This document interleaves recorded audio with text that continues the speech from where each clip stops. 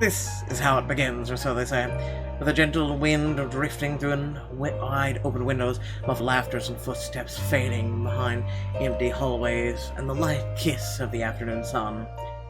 Soon there will be a call, crossing of thresholds into the unknown. Maybe we are off to some grand adventure or diving into another gripping mystery. One can't really tell, but for all I know, a hero might even come sweep me off my feet if I'm lucky. That's not exactly a bad thing when you think about it.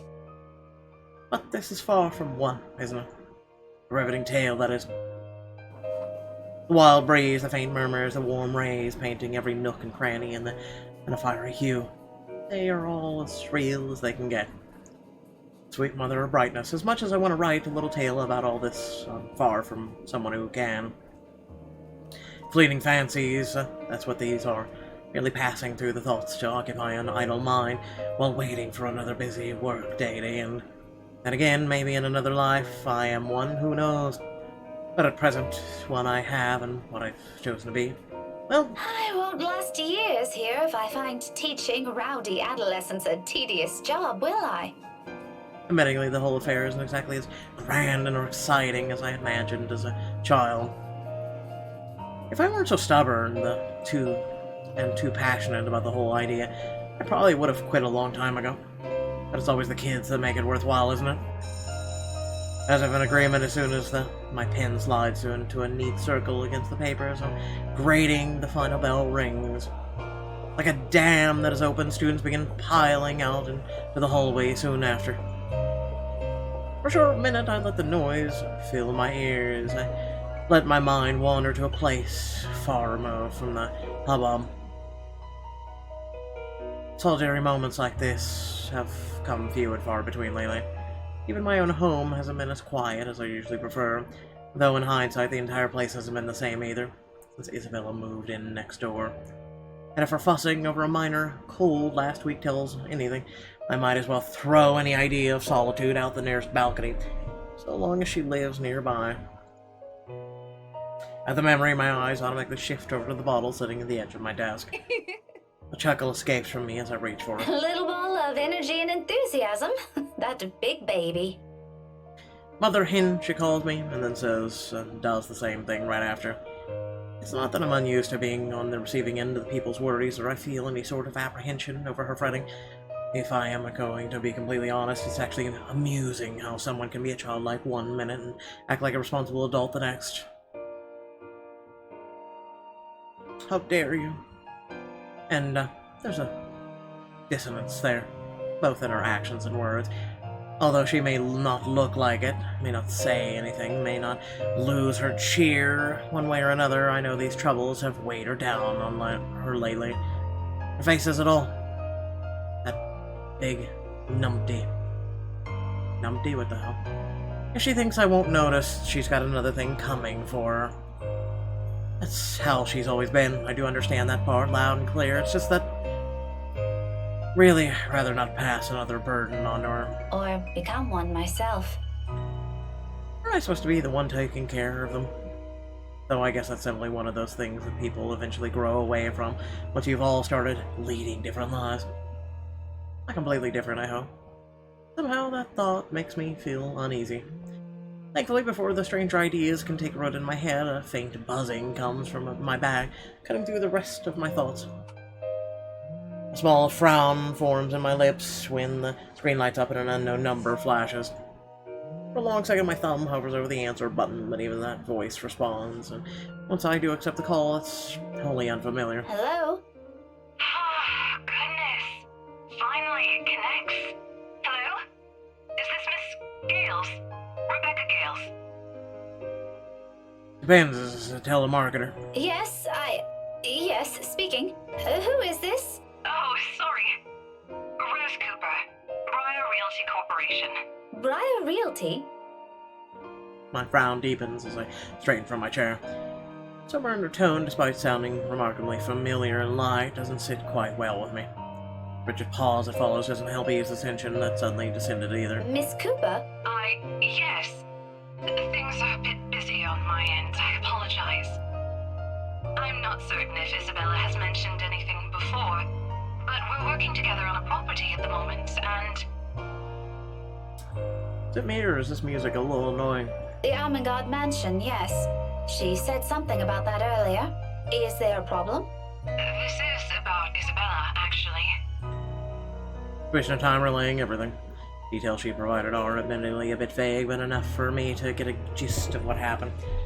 It isn't the bad sort I'm expecting, though I'm still worried. She with the words panic attack, pale, looking a bit sickly, woven together in one foreboding sentence. But as quickly as it surfaces, I stomp down on the urge to demand answers right there and then. That wasn't the proper time for useless questions, so I'll find out soon enough regardless. To Miss Cooper's credit, she neither hesitates nor falters all throughout.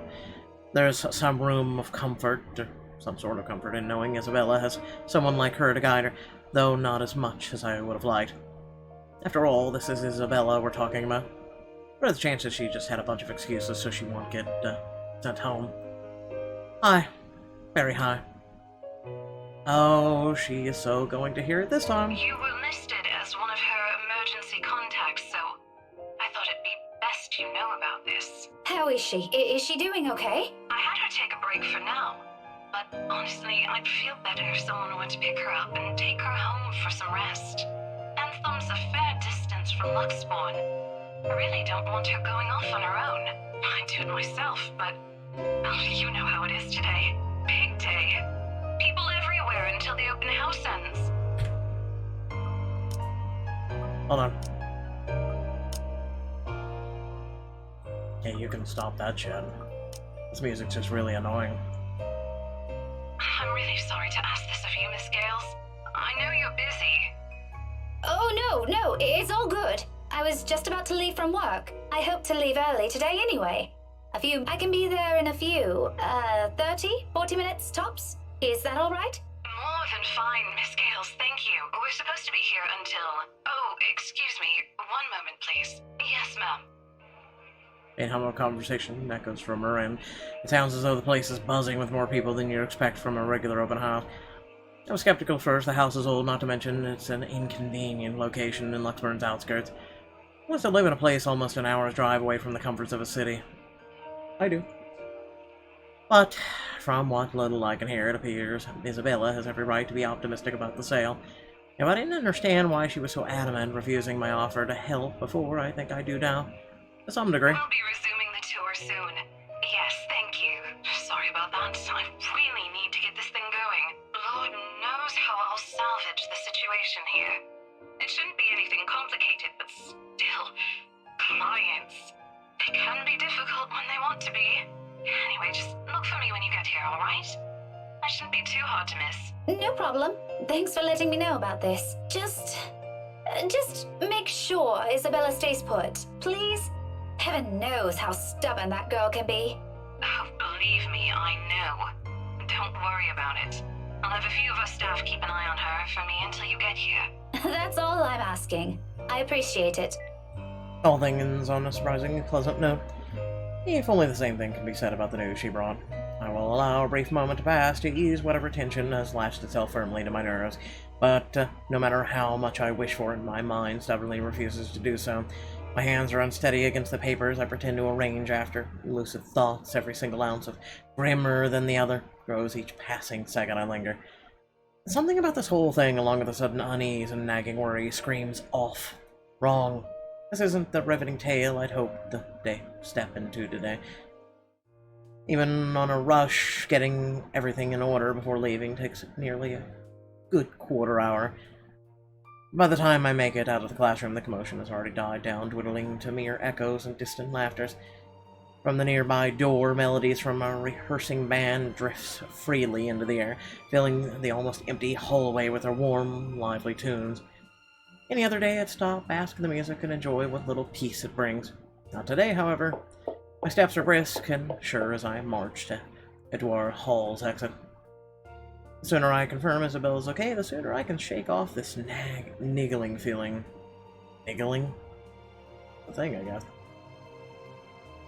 For one reason or another, that single call of all possible things has thrown everything off kilter. I'd rather this be over with as quickly as possible. So much for that nearly barrel over a student in my head.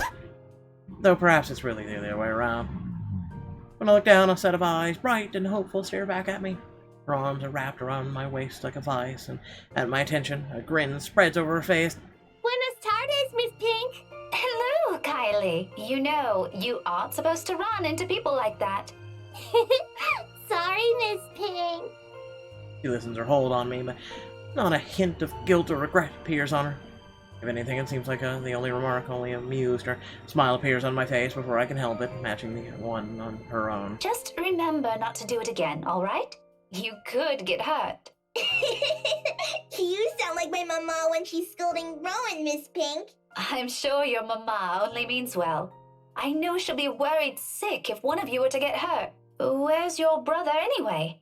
Aren't you two supposed to be heading home now? Rowan said he's got some stuff he needs to do before we go. I think he's taking too long. But he promised to buy me jelly babies today. If I keep what he's doing a secret from Mama and Papa. Jelly babies. Okay. Any chance you'll tell Miss Pink about it?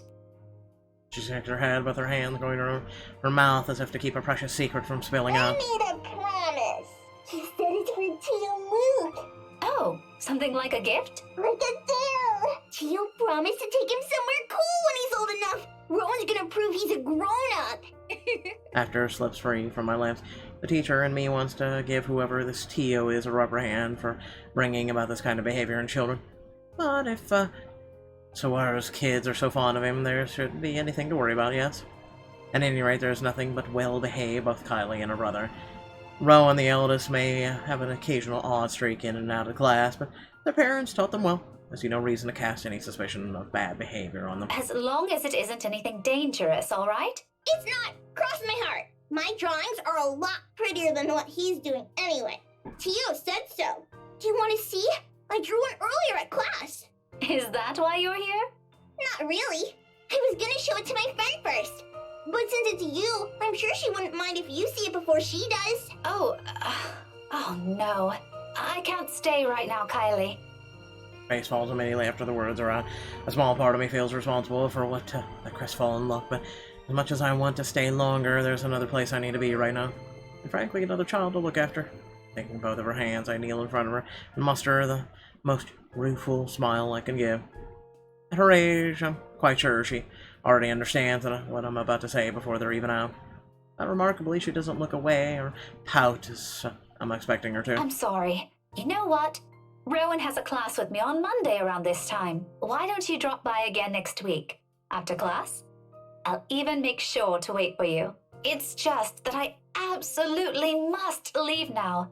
My friend had an accident earlier, and I'm the only one she has here. What about her mama and papa? Her family lives really far from here, I'm afraid. Do you remember where Asia is?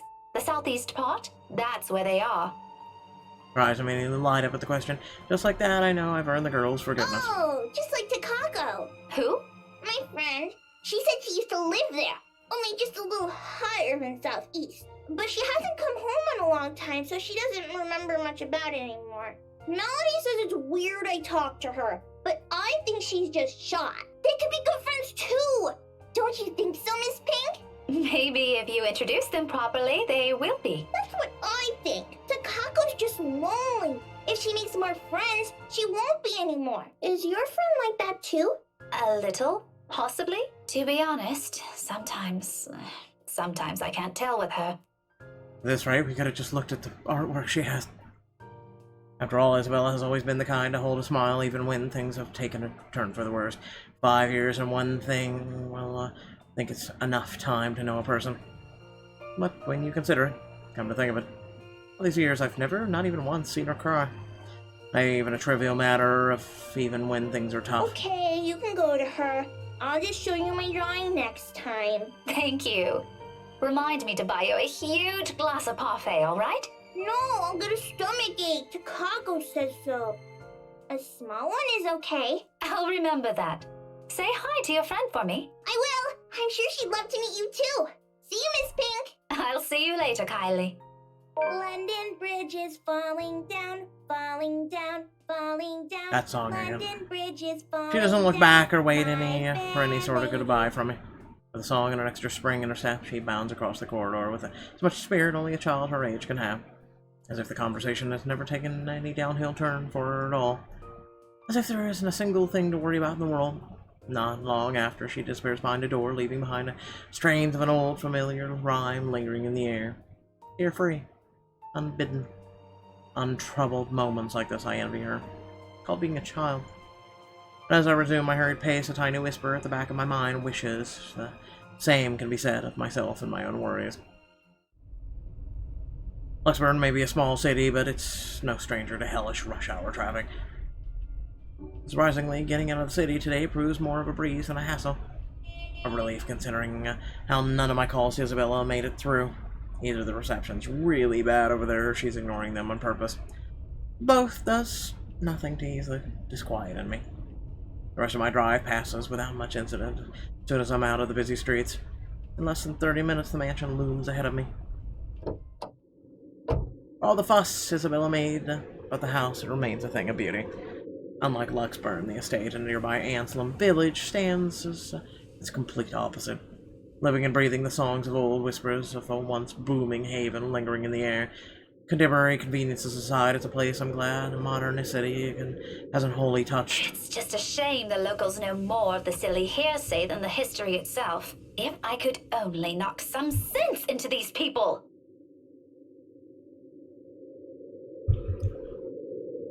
Sadly, it is all I can afford to do. Much as I want to give them a piece of my mind, it isn't why I'm here. I don't think these rich types will appreciate getting a lecture from me either. I have as much business with them as they have with me. With a heavy sigh, I give myself one last second to take in the scenery before heading up the main entrance. Most of the guests are already heading out, though some still linger. It's mainly just to take photos of the house's facade and its various rooms. I pause for a moment, scanning the small crowd gathering at the foyer, looking for any sign of the familiar ponytail among the sea of hats and heads. No sign of her. No sign of the other staff or Miss Cooper, either. I can certainly look for Isabella on my own, but in a place this big, I'd be lucky if I didn't end up lost or find her before we need to meet with Zachary and Ashtonite. Sighing, I reach for my mobile and redial her number, the gesture familiar now after so many attempts earlier. She doesn't answer. I can still try contacting Miss Cooper. I just hope the network reception will cooperate this time. The side of the county has never been popular with the tech-savvy after all. To my relief, it only took 3 unsuccessful tries. At the 4th one, right as it's about to switch to another intercept message, the line finally rings. Silence follows while I wait for her to pick up, the ringing going far too long for my taste. By now, most of the visitors have already cleared out. All I have for company are the faint murmurs and eerie calmness left in their wake. A sudden hush settles and gives way to noises louder than they're ever meant to be. Doors creaking and slamming shut in some distant part of the mansion, floorboards groaning under the sheer weight of the house's history. In the now empty hall, they are reverent with special clarity against the walls. Like this, those old stories seem to almost have a ring of truth to them. I get to stray far into the ugly line of thought, however. Not a second later, a click sounds from the other end. Hello? Isabella? Miss Cooper called earlier and...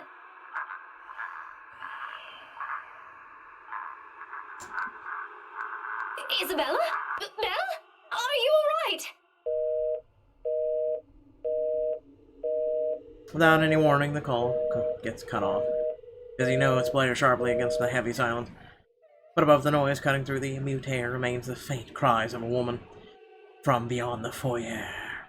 My hands fall to my sides as I cast a wary look around, waiting for someone to come running. Surely I can't be the only one hearing this, right? There must be some small staff hanging around, checking things out. But no one does. Not even when her sobs turn more frantic and anguished. Excuse me? Hello? Who's there? I feel like traumatizing all of you.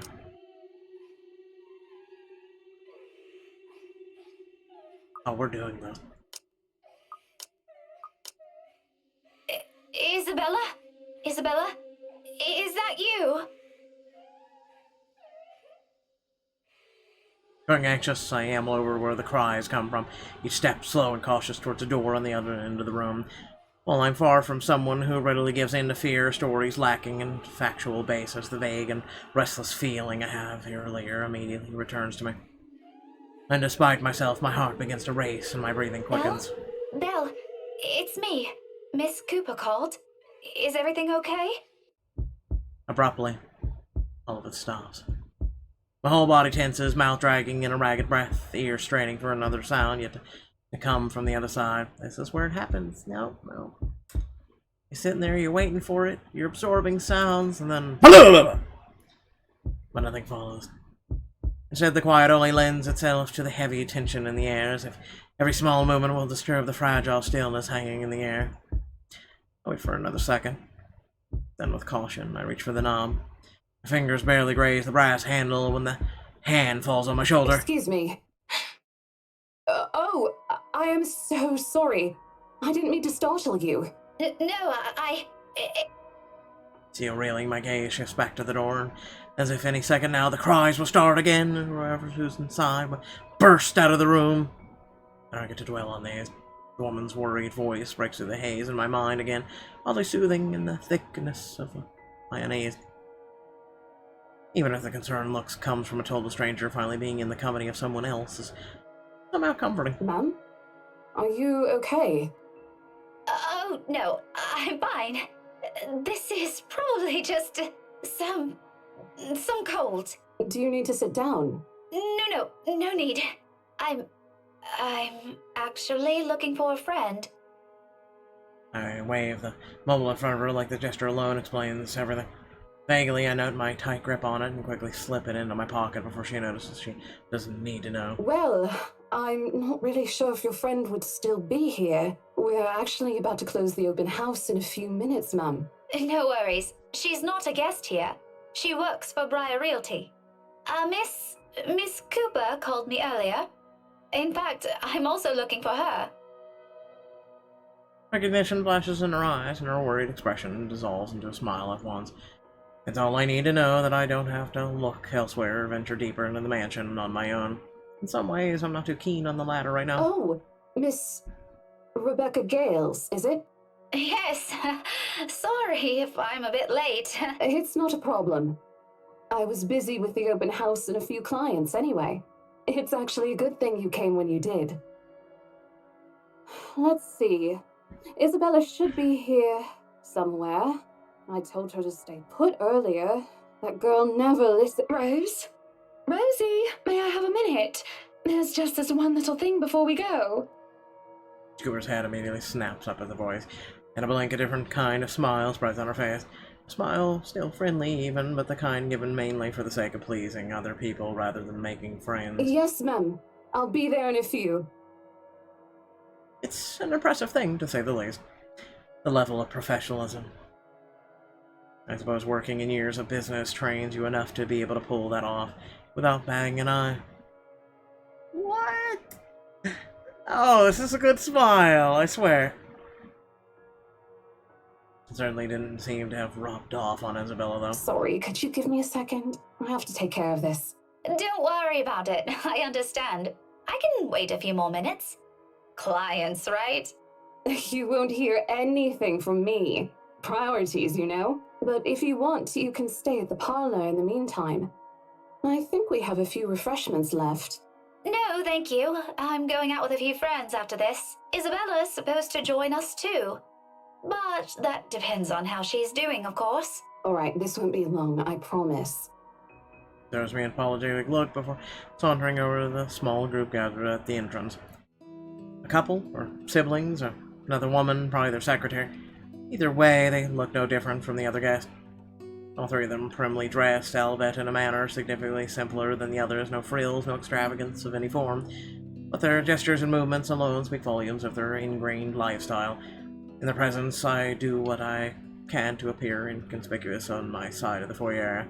Maybe accepting Miss Cooper's offer would have been a much better choice than standing awkwardly around. Okay. So it isn't me. He has like this dark aura that's flowing around him at all times. As if he hasn't bathed. Moving on. While also attempting my best not to listen in on their conversation. Although, that one proves more difficult with how enthusiastic the blonde woman is. Her voice easily echoes through the halls with only the 5 of us here. Pretty soon I find myself being drawn into their talk without meaning to. Tomorrow? First thing in the morning? First thing in the morning, ma'am. The mundane talk is what catches my attention, however. Very well. We'll have our lawyers prepare everything as soon as possible. Let's make this whole thing easier for everyone, shall we? Just let me know if there's anything you need from me. You know how to contact me, yes? Got your mobile number saved here already. Good. It's just a matter of time then. It's a brief moment. A fleeting shift of my Good eye. day for us, Marianne. As long as you're positive, we won't be having any problems by that time. You can count on my team. You worry too much. Let me handle those things. Do be thrilled, though. I imagine it's not every day you get projects like this, And the instant I turn my gaze on him, I see it. Oh, I'm certain Mint's ecstatic, Buttercup. Aren't you, Marianne? You know, we could all celebrate this with a few drinks. Why don't we? In fact, there's this really excellent Irish pub I visited a few days ago. Looming. Hovering over his shoulders. Oh, so I'm not crazy after all. Drawn to him like a moth to the flame. A dark blur. No shadow. I think I'll pass on that, sir. I have more important matters to attend to. Darling, your liver. What? Why is everything muffled? You already had a glass today, and apparently a few days ago as well. How many times do we have to remind you? Doctor's orders, remember? Is everything getting worse? But as I try to make sense of it, a heavy feeling descends over my whole body. It happens without warning, forcing me to close my eyes. The sensation creeps to every part of me, crawling under my skin, draining me little by little of any strength. Before I know it, my hand is gripping the nearby door for support. My sudden nausea drowns out their voices and what little sound there is. All except for the whispers and laughter. Judging. Mocking. Taunting. Muffled, inaudible words bearing down on me like a death sentence. They wrap around my neck and limbs, binding tightly, even with every syllable, every utterance. And with each draw of breath I take, they drag me down slowly, almost painfully into a bottomless abyss. On and on and on, until the sounds turn into mere distant echoes, until suddenly it shatters. Well, what are we waiting for? Are we done here? And now the dark presence is gone. His voice rips through the fog like a sharp blade, and my eyes snap open. When I look at them again, it's gone. Just a second, darling. Send my regards to Isabel, please. Poor girl. Please let her know she doesn't have to worry and tell her to get some rest. Anyway, we're looking forward to seeing you tomorrow. Likewise, ma'am. The shadows are dark clouds. Only amicable smiles, cordial handshakes, the usual pleasantries as Miss Cooper leads them out of the mansion like a graceful host. None of the group seems to have noticed it either. And even as I force my breathing to calm down, keep my eyes trained on their backs, and wait for something to happen, it doesn't come back. She returns a moment later. Gently, she closes the great doors behind her, but there's a smile on her lips, an extra skip in her step. She walks back to me. Whatever she was discussing with the group had put her in a good mood. Even she appears to have not observed anything odd. I was just seeing things. Glad that was over. It's been a long day. I thought for sure we were going to... Hey, are you sure you're doing okay? You look a bit green. What level of green are we talking? Your hair, or... It's all good. I'm actually still recovering from a cold. Believe your own hype that much? I am the hype! Welcome, White Dragon. Thank you very much for the host in the ring. Weather's been crazy lately. That must be it. The weather, the stupid cold, the friendly warnings. I'm so stubborn to listen to it. Much as I hate to admit it, Isabel's right. I was and still am a little feverish when she visited me at the school this morning. The medicine helped, of course, but only some. Although it's not like I can't function. I did get better after lunch, and I was able to go through my schedule like the usual. Now, I'm not so sure. However, I can't keep acting like I've seen some sort of apparition when it's anything but I simply must have listened too many times to Isabella last week. My fever-muddled mind started to confuse things. If this isn't let up, I just need another visit to the doctor, plain and simple. Thank you for showing your love. Though I do hope it won't get worse. We did promise to watch a Zachary's film together. I know what you mean. I've been complaining to Isabel. It doesn't seem to affect her much, though. Must be because she grew up in the tropics. Anyway, shall we? She's probably hanging out with the rest of the catering staff. Oh, I wouldn't be surprised she's there. She eats like 10 hungry men when she isn't feeling well. I'll lead the way. A small nod, he gestures for me to follow. I do so without much thought, finally putting everything in the back of my mind. The entire visit took a whole 24 minutes. My trip to the mansion, as it turns out, is a useless endeavor in and of itself. Isabel's no longer there, left shortly before I arrived, or at least that's what the few staff who saw her assumed. None of them know where she went, but I can take a few guesses. There are only a number of places in Luxburn she frequents, and, well, she's never been the complex kind. It doesn't really take a genius to figure that out. Still, it's all she left on her own. She could have at least waited for Miss Cooper. It would have saved her having to pay the cab's fare twice today. And right after she was told to stay put. I mean, who does that? Oh, sod off! You don't own the road! In the end, all Miss Cooper could give me were a string of apologies for my trouble and a request to let her know when I find Isabella. The whole affair didn't even last long. I probably spent more time traveling back and forth. Soon enough, I'm weaving my way back to downtown Luxburn, worried sick, and on top of that, maybe a little annoyed. Whether at the unexpected turn of events or Isabella herself, I'd rather not think about it now. Not when I'm already running late for Zachary's film. Besides, I'm perfectly sure that's where I'll find her.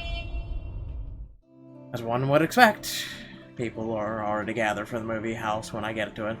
The small avenue where it's located has been closed off early from any passing traffic to make sure that for avid moviegoers who are sure to crowd the venue.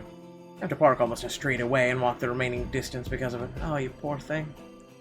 Looking for them has taken a while in the crowd this big, but eventually I spot them near the entrance.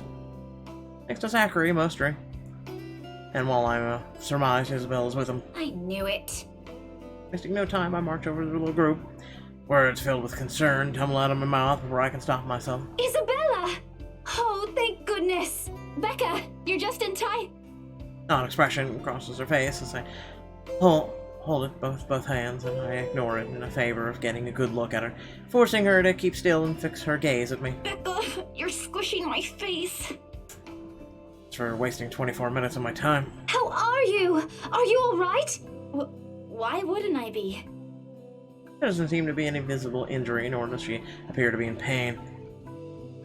Outrage. Apart from the confusion frown as at my question, she looks pretty much like she would any other day. Even so, you can't really tell those things with her at first glance. The last time she got sick, she never bothered to call anyone, even me, who lives right next door. I'm playing as the pink one. If I hadn't checked on her then, she probably would have died on her bed with the rest of us, none the wiser. It's one thing we laugh about now, but moments like this also teaches you something about a person. If anything, it has given me more reason to consistently worry about her. In the moment a familiar name comes up, I know my concerns right now aren't completely baseless. Rose called me earlier. Her expression swiftly changes, and gently as she can, Isabella pushes my hands away. Yet, even before she says anything, I already have a hunch of how this whole thing will play out. Oh, no, everything's good. Rose, that's not what I'm talking about. How's your head?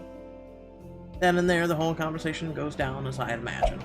She dodges my hand when I reach for the back of her head, intending to check this said injury myself, and even makes a show of hiding behind Zachary just to avoid me. Instantly, what's supposed to be simple inquiry dissolved in a shameless game of tag. Shouting and chasing like none of us can be bothered to act like full-grown adults we're all supposed to be. Including Ashton. I won't put it past Isabella, but Ash, out of everyone. In fact, if that stupid smirk on his face tells me anything, it finds this whole mess amusing. Oh, for the love of— Isabella, this isn't a laughing matter. She did look pale when I saw her. Wow, thanks a lot, Ashton, you traitor. I'll get you back for this. Just you wait. What? I'm just saying it as it is. If you mentioned this earlier, we wouldn't be having this conversation right now. There's a moment's pause. My hand still mid-air as my attention shifts to Ashen, the words he leaves hanging between the four of us. Doesn't meet my eye, I don't think he even is aware of what he said.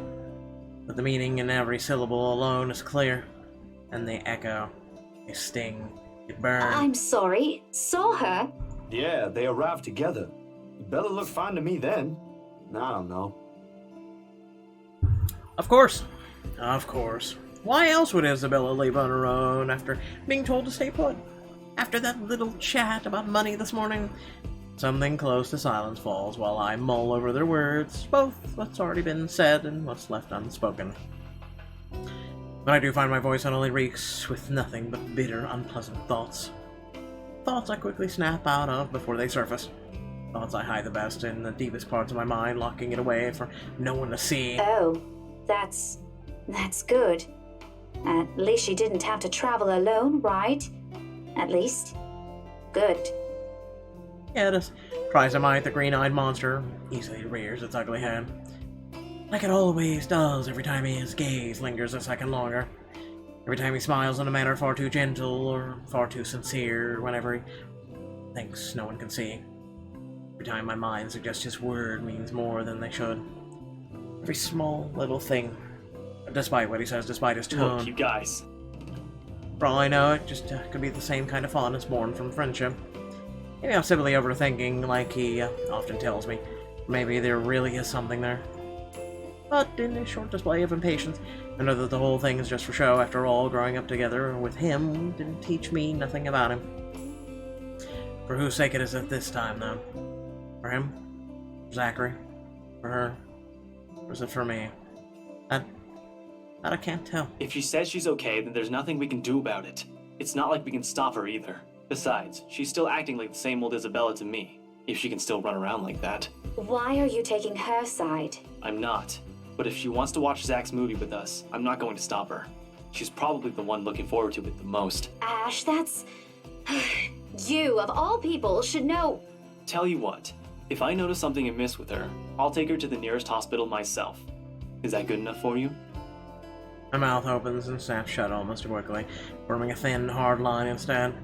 I can't respond, but because there's nothing to say. On the contrary, there's so many things I could use to reason, get him to agree, but because he speaks with much clarity and with much reassurance, it feels like there isn't even a choice.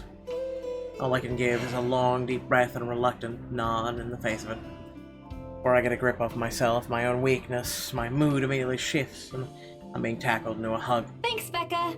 It's always been you with him, isn't it? Did you say something? You're ignorant. Me?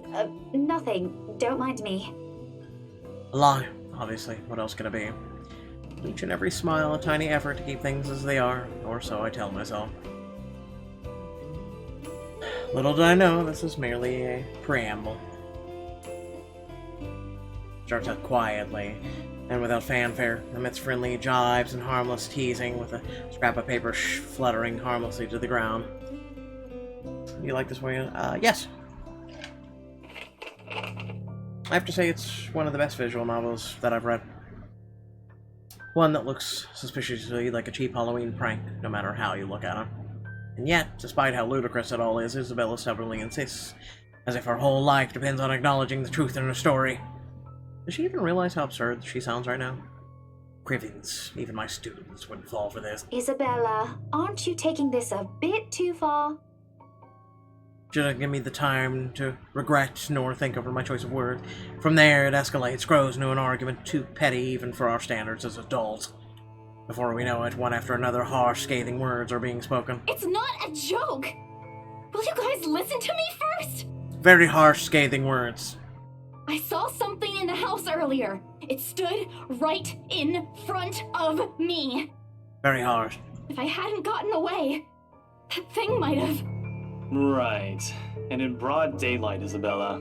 Even someone gullible would find the logic in that screwed up. There's also no way in hell that this supernatural shit is true. But it's real! What do you think I saw? A hallucination? A delusion?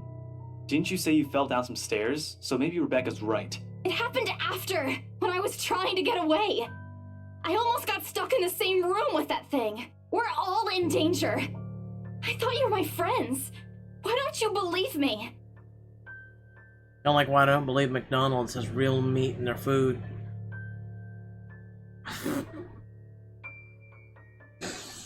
Moving on. But someone has to be patient in all of this, and however much of my own has already been frayed earlier, there's no one else. Who else here can deal with someone selfishly acting like a child? Like every other time, it has to be me. We are, and you know that. But this thing and that thing has got nothing to do with the other. When Rose called earlier, I thought she's just exaggerating. But based on what I'm seeing right now, maybe it's better if we really postpone this for now. Don't bother. Just like that, she cuts us off. Slams the door right on our faces, while my own temper flares because I can stop it. Although it falters briefly at the hard expression on her. When she snatches the blasted paper from Ashton, I hold on to it. Regardless of how upset she appears, soured expression and bald face throwing a tantrum is simply unacceptable. For a grown woman at that! Words form at the tip of my tongue, ready, but before I can open my mouth and let it all out, her feelings and mistakes can be damned. Zachary raises a voice of his own. Guys! A warning underneath a warm and hopeful beat in his voice. We all stop and look at him, even my own anger subsides a little at his tone. Why don't we all calm down first? I'm sure Isabella has her reasons too. No need to be hard on her. And hey, ain't this supposed to be a happy get-together? To an outsider, it may sound like a desperate request, but Zachary has always been the one to keep a level head over petty squabble. This time's no different. He knows what to say, and when he lets it all fall, they only ring sharp and true. We haven't seen each other for months. I'd really love to know what y'all have been up to. I only ever get to talk to Bella over chat. Please. And as careful as he is with his own tone, it does make me feel ashamed. We're supposed to be here for him, to give what little support we can, yet here he is, trying to keep 3 stubborn people from outright hashing it out in public. Later, we can, and we'll talk about it, of course. There's an appropriate time and place for it, and at the moment, my anger and whatever reprimands it carries no longer matter. Beside me, Ashton appears to have already caught on. The lines of his shoulders eased to something a little more relaxed, his expression back to his usual nonchalance. Isabella, however, she stands perfectly still, her hands clasping the straps of her bag like a lifeline, eyes trained at some point near her shoes. No anger in her face, only an undeniable hurt. But she's not even good at hiding what she thinks. She's already open book, always the one to wear her heart out in the open. And when she looks up, her answer is simple. If we keep arguing here, we're going to miss the first few minutes. Her lips are curled, no smile. Though lacking both its usual brightness and glee, it's a smile nonetheless. I've seen it countless times, it's just the very one she would show when she knows she has no choice. But, or simply when things get tough for her. But despite everything I already know about her, it catches me off guard. In all honesty, I expect her to run, to balk at the first sign of losing this time. I won't even be surprised. At 26, she is the youngest among the rest of us, less experienced, less accustomed to dealing with trivial quarrels like this. Yet here she is, holding herself, coping with it like how she would the matters concerning her family. Outside of that, to me, she has always been childish, naive girl watching the opposite play out right from now. Somehow I find it difficult to wrap my head around it. You should question yourself then. Alright, that's the Isabella I know. Oh, good. I thought for sure you were going to cry. But I am near. What was that for? Stop calling me a crybaby! I'm not one! Oh, don't cry. Stop it! I envy her spirit, her warmth, her cheer, the shine in her eyes when she looks at the world. How everyone seems to simply fall back to a pleasant, lively rhythm with her around. How easily and tightly she fits into our lives, even without bonds. Long years could forge like a lost piece of a puzzle despite her jagged edges. As she draws people to her with ease. How Ashton of all people can be drawn to her. Okay, scaredy cat then. That too! If you repeat that, I swear— Let's just go. I make no effort keeping the bitterness from my tone. I let it seep, lingering stiffly in the air as I avert my gaze from them. Basically, she's passive-aggressive. From their playful banter, the friendly teasing remarks, and Ashton's tender, affectionate smiles, all before the stabbing aches in my heart changed into something too painful to bear. It's all in my head. That's what I'd often tell myself. Yet the way my heart rends at the sight of them hurts. Like a coward, I walk away from all of it, taking with me the small hope that the movie will distract me away from those thoughts. Because like this, it's easy to find something to hate in her. Dusk has already given way to night when we leave the film fest. Unfortunately, it does nothing to improve my mood while I was hoping. Neither does the muggy air that greets us upon stepping back into the noisy streets. Too busy, too loud, too many people taking what little space the sidewalk offers. It forces anyone to bump shoulders with those who barely know, let alone care about. On a normal evening, I probably wouldn't have minded the crowd nor the humid weather, but it's not like any of them are bothering anyone. And yet, even with what's admittedly a pleasant company, I can't bring myself to lighten up. See you guys some other time. Yeah, see ya. Not even return the smiles Ashton and Zachary gave us when we were going our separate ways. Perhaps I started with Miss Cooper's call, or earlier than that. Maybe even the moment I left bed this morning. Bloody hell, it couldn't have been of that sodding letter for all I know. I couldn't care less at this point. All I wanted to do was get to a warm bath, sleep, and wait for the dreadful day to end. Now, if only Isabella would stop babbling, and then maybe this dull throbbing at the side of my head wouldn't turn into a full-blown headache, too. Zach did a pretty good job with his movie, didn't he? Even though Ash said he ran into some trouble late into filming. But I knew he had it in him. It's not like I didn't believe he couldn't do it.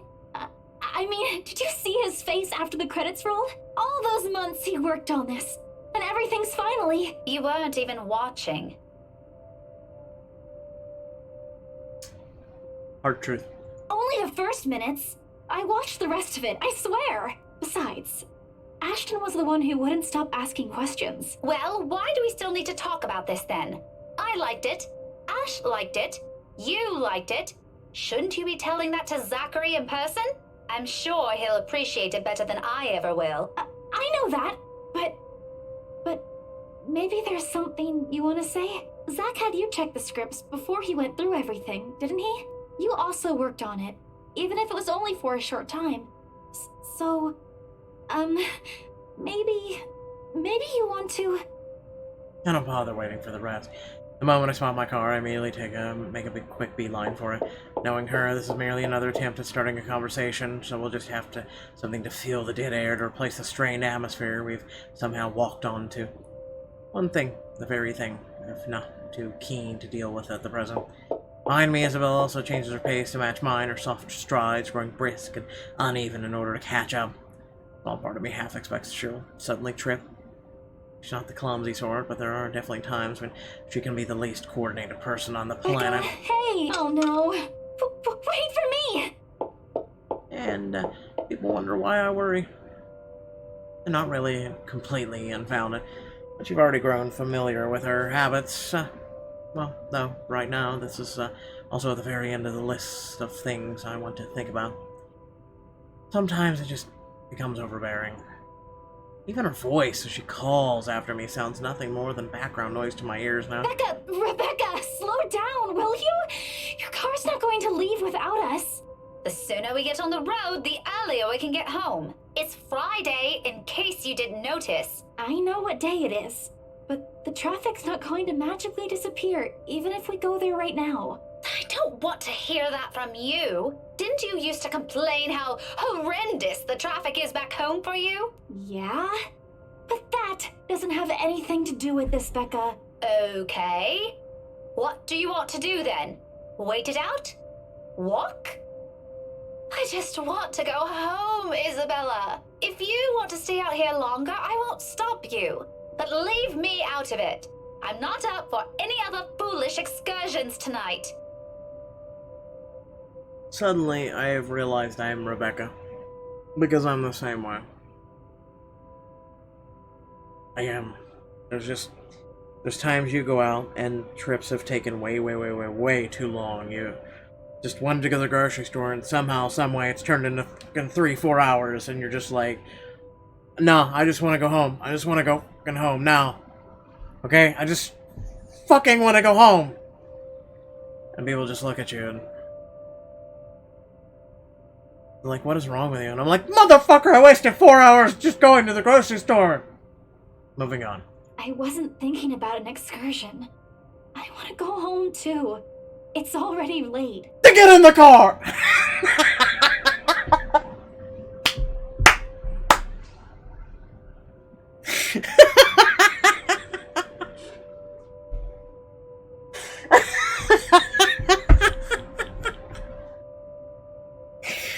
Dad! Just Dad. That would be me telling her off right now. Just get in the fucking car. Why are we talking about this on the sidewalk? It's just that you've been in this prickly mood since earlier. Get in the goddamn car! Are you really okay? Was it the cold? Or did something happen at school? Do you want to talk about it? No! I want you to get in the fucking car. We can talk while we drive. Long pause follows and holds everything she's been meaning to ask for the very start. I'm in no mood, but at the same time my hand stops short of unlocking my car and my grip on the handle tightens. I can feel her eyes boring on me, waiting, hoping patiently for any answers I'd give. She's the same as Zachary, the bad liars. When you talk to people like them, if you're not careful, they often leave you with no other choice but to admit the truth. Those exact same ones I can't voice. Despite my lack of response, she pushes on surprisingly. Not really surprisingly, she's like a dog with a bone. This time her tone is quieter, more tentative than usual. Was it because of the letter? No, it's because you won't get in the goddamn fucking car right now. It's a well-meaning question, but much like the rest of the talk, somehow or something and how she says it irks me. If it is, I'm really sorry. I didn't mean to cause a scene. I'm gonna yell. I did see something in the mansion, though. I wasn't lying about that. Wherever she wants to take this, I am no longer one to hear a word of it. Not at this minute. Preferably never.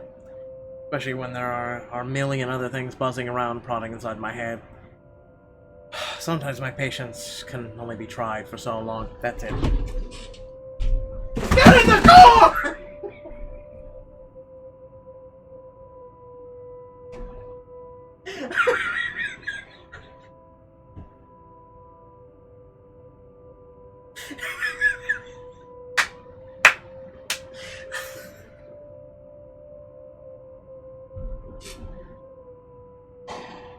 I had to!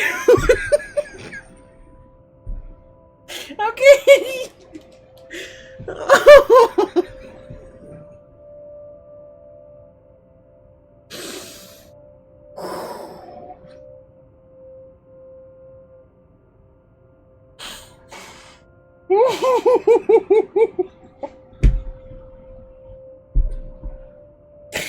Oh boy. This is what happens when Locum streams for 16 hours. Locum just starts going crazy, okay? Just get in the car.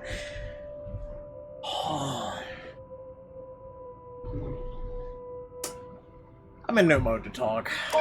And during the open house, even if there were a lot of people around, there were weird things happening. I don't know if there was anyone else who noticed. Literally said I'm not in the mood to talk, but we're gonna talk. I'm sure it wasn't because I fell down the stairs. Even before that, in the attic,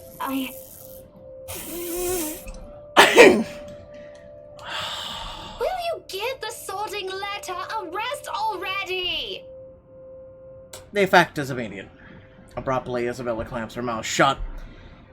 Heart flickers across her face as if we give a shit. As she looks away, her shoulders droop, all before the thought of holding back on my tone or how she'll take every word crosses my mind.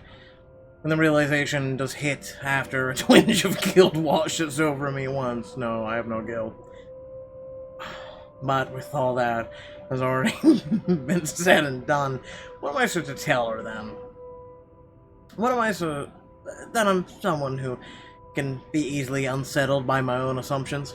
That I'm the stupid sulk that has been brought upon my equally stupid jealousy. That the simple glimpse of her and my childhood friend together infuriates part of me. That also she stands here for the last 20 fucking minutes and won't get in the goddamn car? Oh, tune in next week. Or that I wish I've been in her place during these times instead. True or not, I own neither of those. And if anything, she's the last person I want to know about. Look here. I'm not in the mood for this kind of talk tonight. My head is aching and I'm tired. I don't want to hear about the dumb letter, or the mansion, or whatever it was you saw in the bloody attic. Just get in the car and we're going home. Sorry. I won't mention it again. In the goddamn car. If you're so worried about it, why don't you just throw the blasted thing away? You make it sound so easy.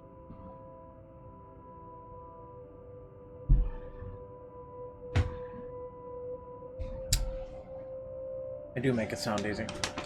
What you do is you should go like this. Yeah. Fuck it! Because it is? Mmm. Here, hand it over, and I'll do it for you. Might as well shred it up while we're at it. Hold out a hand to her through the gesture is without expectation. She's nothing if not stubborn, and isn't surprising when she turns the offer down with a swat over her hand. Rebecca, just leave it alone, okay? I get it. You don't want anything to do with it. Good. I hope that settles it. Yeah, just forget I mentioned anything. I'll figure it out myself. Get in the car, then. Or I'm leaving your ass here, and you can walk the fuck home. Makes me stop again. This time I turn to look at her, searching her face for any explanation. But all she offers is a sidelong glance and another one of those pained looks before climbing onto the passenger seat and closing the door behind her. Somehow, even with the steady din of traffic around us, the sound of that feels heavier, weighted with everything we refuse to utter tonight. This is what I want, isn't it? Certainly doesn't feel like it. No, it is. Thankfully, if there's anything left to be spoken between us after, we won't have to discuss it on the way home. Or rather, we can't, because no sooner than we hit the road, Isabella dozes off. I was wondering what that sound was. Heavy breathing of, like, either a pig or... I don't know. Despite my foul mood, I end up suppressing a laughter once the first sounds of her breathing fill the car. Mama? What? Not your mom, Isabella. Slow and steady, the quiet rhythm, so completely unlike her, so far removed from every impression anyone has of her. A few faint whimpers will occasionally come from her, but otherwise it's just us. Silence, and so utterly unexpected. Question, does she have her seatbelt on? No?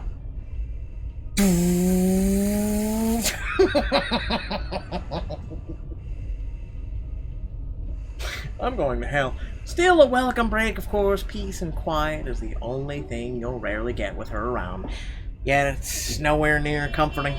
It's merely lends the air, the strange clarity, every little sound, every single movement more palpable. And with it comes the unease. A jolt of surprise hits me. It's almost comical if for a different situation. In my haste, I accidentally dislodge my mobile from its seat of the dashboard when I swipe on the screen. Soon I'm scrambling blindly for it with my other hand while keeping a steady eye on the road ahead. A voice crackles from the loudspeaker before I put it back on. Although muffled heavily by the surface, I recognize the person on the other line from chipper tone alone. Hello? Miss Cooper? Oh, you're still awake. Evening.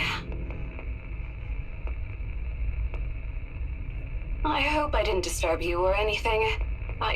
I know it's a bit late. Sorry about that. I just want to check on you and Isabella. That girl's still not answering her mobile. Were you able to meet up with her? It's not her. Yes. She's with me. We're on our way home. Hello? What was that again? I can't hear you properly. Sorry. Let me just... My hand stops dead for a moment. Spare the device a brief glance, waiting. Seconds pass. Nothing happens, though. Frankly, I'm not sure what I expected, but the lines of my mouth form into a frown regardless. Miss Cooper? Yes, still here. Did you say something? Just that I didn't get the last part. What were you saying again? No, I thought you... Never mind. Must be the signal acting up. Ozar Bucks Coffee. Come again? What? Is everything all right over there? Certainly. Is something wrong? What wouldn't? Okay, you seem to be busy. If this is a good time, I can just call you back some, I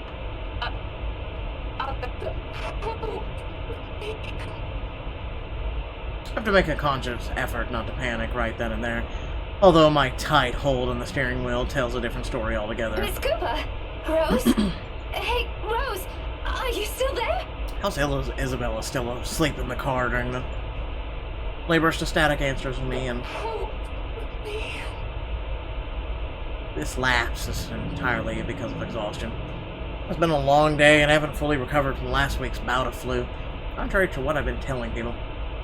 Though perhaps, had I paid closer attention to it, and had not been so occupied with other thoughts, I probably would have noticed earlier that it never came from my phone, but from somewhere right behind me.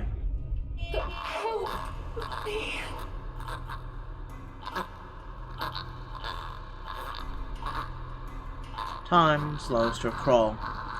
Looking up is a mistake. The first thing I see is its face, a ghastly shade, every inch battered, bruised, bloodied. Even in the darkness, the world passing by in a blur of lights outside, I can still make out the wounds.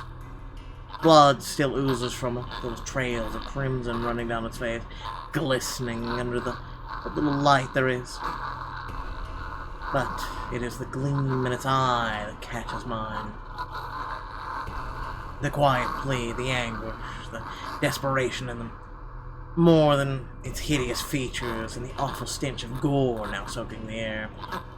And try as I might, I can't bring myself to look away. Even as its lips contort into a horrific smile. Even as a sharp, harsh noise pierces the air in the silence around us. Rebecca! Huh? Car! Eyes on the road! Almost everything I've been taught and constantly reminded myself. I close my eyes. It's a brief moment. A short, vivid second of muscle memory and instinct completely taking over. And if I didn't allow it, if my hands didn't move or my feet didn't hit the brakes in that exact second, I might have. Isabella and I might have. No. I shake the notion away before I lose myself in it. Right now it's an ugly line of thought I refuse to venture into. When breathing is a struggle and every ounce of strength has been totally drained from my body. Most definitely not while Isabella's panicked voice beside me still rings in my ears. We're alive. We're safe. All that matters. But it's not her face that I look for when I finally open my eyes. All gone. I expected stains, little telltale marks, creases on the covers to show me where it sat not seconds ago. But whatever it is, it left not a single trace. And though courage is a hard thing to gather at this point, I take what little of it remains in me and turn towards the back seat. Even then, there's none. Or was there really something in there in the first place? With how empty it is, I'm beginning to doubt it. Stupid flu again. I need a long rest after this. My hands fall uselessly to my side. Numb from how taut my grip on the wheel is gone. It's still trembling from the unexpected rush of adrenaline. Against my ears, my heart still pounds in erratic rhythm, and my breathing hasn't slowed down. But the world has already righted itself without waiting for me. Little by little, second by second, as I sit there motionless, color begins to seep back around me. Along with it, the sounds and a voice, no longer the indistinct ringing as it was earlier. Rebecca! Becca! Are you okay? Answer me, will you? You're scaring me! You know what? I think we should just call a taxi since... Can you keep it down? I mean, you just nearly killed us, but sure, we'll keep it down for you. A strain harsh and completely unintentional. But with the heat prickling at the back of my eyes and the mild throbbing at my temple, I could honestly do with a little silence for now. Keep it down? We almost crashed, Becca! I know what happened. It was a lapse. I'm sorry. A lapse? You call that a lapse? Becca, I really don't want to end up a mangled mess on the side of the road. Or a mangled mess anywhere. All I'm asking, if the time ever comes, which I hope isn't right now, is a peaceful death. Give that one to me at least. Not that I'm asking for it, but please. Isabella. Belle, you're overreacting. No, you literally just almost killed it. If you're so worried, why don't you drive? Okay. Don't have a license.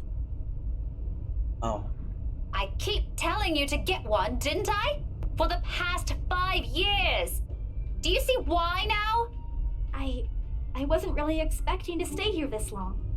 I thought it'd just be for a year or two. All of a sudden, a pensive mood comes over. Isabella looks away, and then, well, what's left of my little lecture never crosses the tip of my tongue.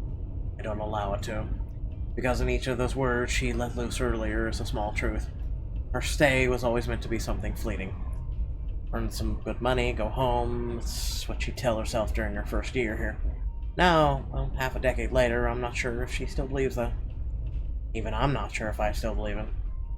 And if there's something in her reason that has changed along the way, even if I already have a hunch, it's one thing I never bothered to ask. Those are hers to keep. I'll be careful this time, I promise. Just please, can we give this whole thing a rest for now? She nods, and that is the end of it. We spend the rest of the trip back to Salem well in silence. All thoughts of an overactive imagination playing tricks on a flu-aided mind and of smiles never meant for my eyes, abandoned if only for a brief moment.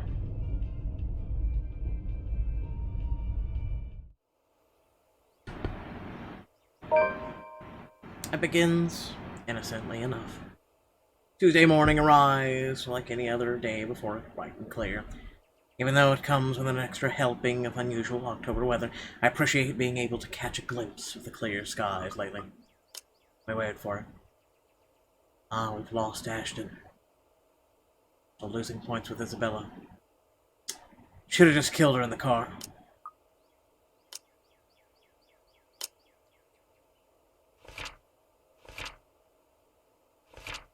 Okay. Oh, there's more. Okay, hold on.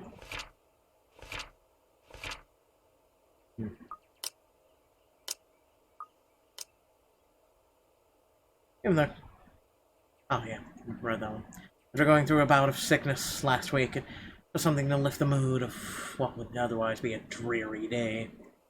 And despite being mostly a creature of habit, I wind up waking earlier than usual because of it. Still no earlier than Isabella, it appears. I've assumed she'll take a day or two off because of what happened to Miss Cooper, but that doesn't seem to be the case. Sound of the morning news drifts from her unit when I walk past on my way to the mailbox. Chances are about this hour she's already dressed and ready to go, probably just waiting for the next bus to arrive. I've tried following her example before, but I don't think I'll be repeating that ever. Really? How can anyone be up before the sun is up? Every day. Every goddamn day. No. It's a habit she got from home, she said, instilled by her kind of life she grew up in. Like clockwork, it's always at 4 a.m. Nah, hell no. Either to help with the chores or prepare her little siblings for school. 6 for me. It surprises me the first time. She just didn't look like somebody who could. In the end, I've simply passed it off as one of the many things anyone will ever have to get used to around her. Not that I'll fully understand. I'm my parents' only child, we weren't well off, but so far I've lived a relatively easy life. I didn't have to think about bills or food for the next day, or paying any siblings' tuition on top of my own, or supporting a sick father's medication. All I have is to worry about are my grades, and if I'd gain Mom and Dad's approval, or what we'd be having for dinner. When put next to hers, they're pale in comparison. They look less like problems and more like petty issues this way. Petty issues? Did you really need to do that? As unimportant as it all sounds, sometimes its ugly head rears at the most inappropriate times. And sometimes they come through your mailbox in the form of a fancy-looking letter, pretty ribbons and all. Whoever sent this has spent silly money on the envelope alone. Verging on ridiculous, really. I can already imagine Isabella wrinkling her nose when she sees this. Then she'll complain about unnecessary expenses and rich people problems. Yeah. I'm almost afraid to touch it myself. As if simply brushing a hand against this crisp surface will be enough to put a crease on it. And it'll be a terrible sight to send her. But as extravagant as I find this, it's really the first time I receive one. Most of the time, it's not even for me. So who am I to complain? Either way, look of surprise crosses my face once I flip the envelope over to see my parents' names written in neat script. Nothing new then. Their years in the academia naturally brought this with its various connections, people from other fields, art, science, business, politics, you name it. This one, though, gives off a personal vibe. Letters like this usually come from old students, people who have grown fond of my parents, and they in turn treat like children of their own. I've only met a few of them. Most have moved on because of become successful in their chosen careers. Little letters like this are their way of expressing gratitude. It's one of the things Mom and Dad are proud of. Rightfully so, and I'm happy for them. But there are times I wish they'll remember they have a daughter here. The real one. Not that it's any of importance now. Not like they didn't raise me well and provide for me. They did. I wouldn't be where I am now if it weren't for their hard work. And like a dutiful child, I do everything I can to give back. Even if it's a small thing, as letting them know that they've gotten another mail waiting for them. The phone rings for a good minute before someone answers. Mum. Her voice is warm as I remember. Becca? Hi, Mum. How's the conference going? Well enough. Until your dad sprained his ankle. Oh no, is it bad? I'm alright. In case anyone in this family cares to listen, I'm alright. Very much alive, darling. You sprained an ankle. Shut up. And there you have it. He'll be up and walking in a few weeks, don't worry. We're going to have to extend our stay here until it heals, though. You sprained a fucking ankle! Oh my god. Is something the matter? Nothing big. Just that this mail arrived for you this morning. A lie. Thankfully she doesn't notice. Although if I'm gonna be honest, a small part of me yearns for her to do so and ask me about it. But I put down that idea almost as soon as it surfaces. I shouldn't make them fret. They're busy. What does it say? Raise your glasses, give cheers to the good times, blah blah. Becca manners. That isn't how I taught you to read. Hey, Mum. I'm gonna hang up now. Bye. Sorry. You are cordially... it's an invitation, Mum, for a housewarming party. From, Hannah? The name rings a bell, though at the moment I can't recall when or where I've heard it recently. Must be nothing too important if I don't bother committing to it from memory. There are a lot of Hannahs in the world, so who knows? Hannah. Mom's voice sucks. She also wrote you a note, Mum. It says you used to be her private tutor at the Evans Mansion, and that she misses you and would love to see you two again. Makes my heart clench to read another. Openly say the words to them. The same ones I want to tell them. Want to see you too. Been years since we've been together as a family. And if there's one thing that hasn't changed from childhood, it's that Mum and Dad are still busy with their respective careers. Out of the country, away on some meeting or symposium, sometimes from months on end. It only grew more frequent with the years until I'm old enough to live on my own. I'd like to think that's how I've become independent at such an early age. They always praise me for that. Times I wish they didn't. Evans? Oh, I remember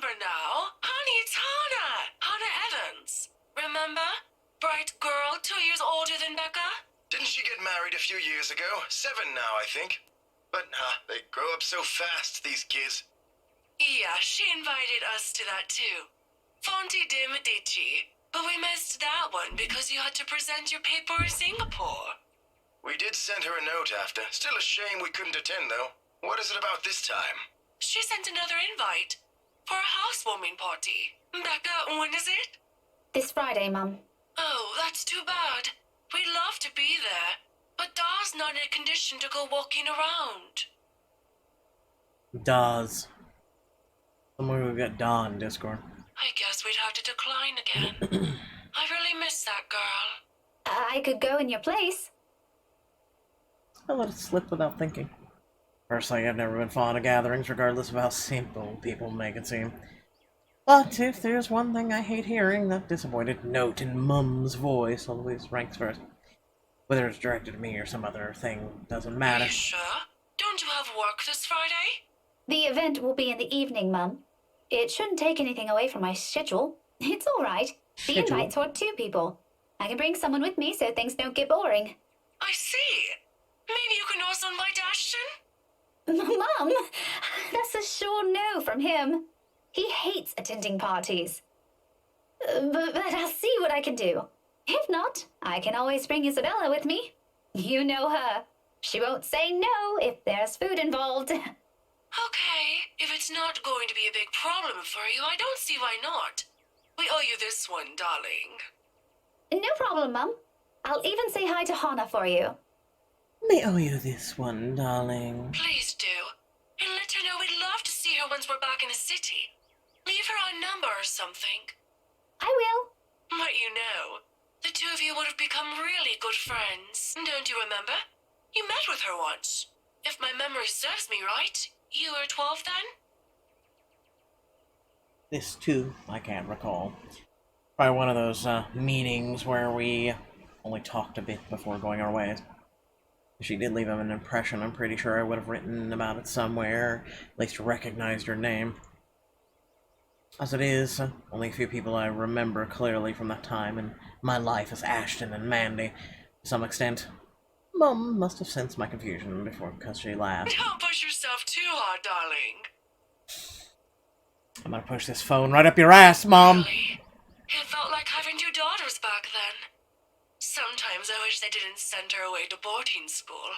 But, well, you know how often that goes with them. Still, try talking to her while you're there. We'll see. I'll let you know what happens after. I'm looking forward to it, darling. Take care of yourself. Will do. You too, Mom. Bye. Tell Da to be careful next time. She chuckles, and then a hearty one. Tender, always light on my ear. Maybe a stern teacher, but this is the part of her I love the most. Sound of still echoes, even as our call comes to an abrupt end, bringing it with a memory from so many years ago. Not even a I love you, I miss you. Thanks, Mom. When life and responsibilities that accompany adulthood are things far from our minds, if given the chance, I'd love to go back to those. Don't dwell on it, though, shaking it all away almost as soon as the memory forms a clear picture in my head. I've always wondered how Isabella can easily pretend everything's normal over the phone call and then bounce back to her usual self immediately after. I've seen her do it plenty of times. For me, it just drains whatever energy I have. And with a whole day of teaching still ahead of me, I still can't afford to look exhausted in front of my students. Even for a wee bit. It's never been a good example to set. So with another sigh, I put everything at the back of my mind and tread back to my room. The rest of my day waits. 15 minutes later, I'm heading back out. Dressed for the day, my car keys in hand. Ordinarily, I don't stop for anything. There's never a need to. That's the beauty of this apartment complex. It's quiet and everyone keeps to themselves. No useless platitudes in the morning. No need to wear a smile on your face. At least the other people are nosy enough to ask. Today, however, the morning broadcast still plays from Isabella's room. The brisk pace slows to a stop and a frown gradually forms on my face. She hasn't left. Of course, this isn't unusual. There are times when I'm left earlier than she did, like last Friday before their open house. But those are days and far and few between. It only happens on the direst of circumstances. So the last part of that might be a bit of an exaggeration. However, with what's happened in the last few days, maybe today is one. The death of a friend isn't something anyone can brush off, and for someone like Isabella, well, Isabel's the kind who gets attached to people easily. With Zachary, Ashton, and I, that had always been the case. Can't imagine what she might be going through right now, especially with the woman who's someone she owed a lot, despite their training being brief. I'd given her space last night in deference, but perhaps today might be a proper time to check on her. Oh, whatever. I've still got time anyway. With light steps, I move closer to the door, I am already poised to knock. Still, I don't do so until I hear her answer me. Isabella? Belle? Are you in there? No answer. For a second, I finally knock lightly so I don't disturb her, in case she's sleeping or has merely left the telly running last night. Never mind. How she never lets that happen ever. Waste of electricity and all. I just want to check on you before I leave. Is that okay? Are you going to work today, Belle? Still nothing. I'm about to leave. If you want, I can drop you off.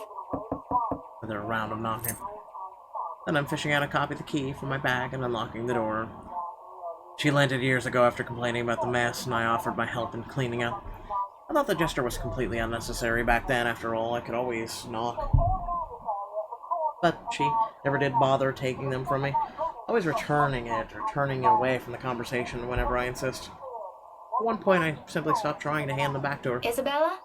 I'm coming in, all right? Not waiting for her answer, I push the door open and step inside. Her unit, still a mess. Maybe I can't, like, scroll the room and see the pictures of her. Instant noodle cups on the table, a pile of clothes on one side, paper strewn about everywhere, and an unkept bed, among other things. This much is a given. Will always be a given. I've been here several times already, and I still wonder how she can function like a human being with the place in the state. However, that's neither here nor there. I'm not sure what I expected, but it's certainly not finding an empty flat. Granted, she could have left earlier. Far earlier than usual. She never ever leaves without making sure she's unplugged everything. That's something she doesn't forget to do. It doesn't help that her bathroom appears unused this morning.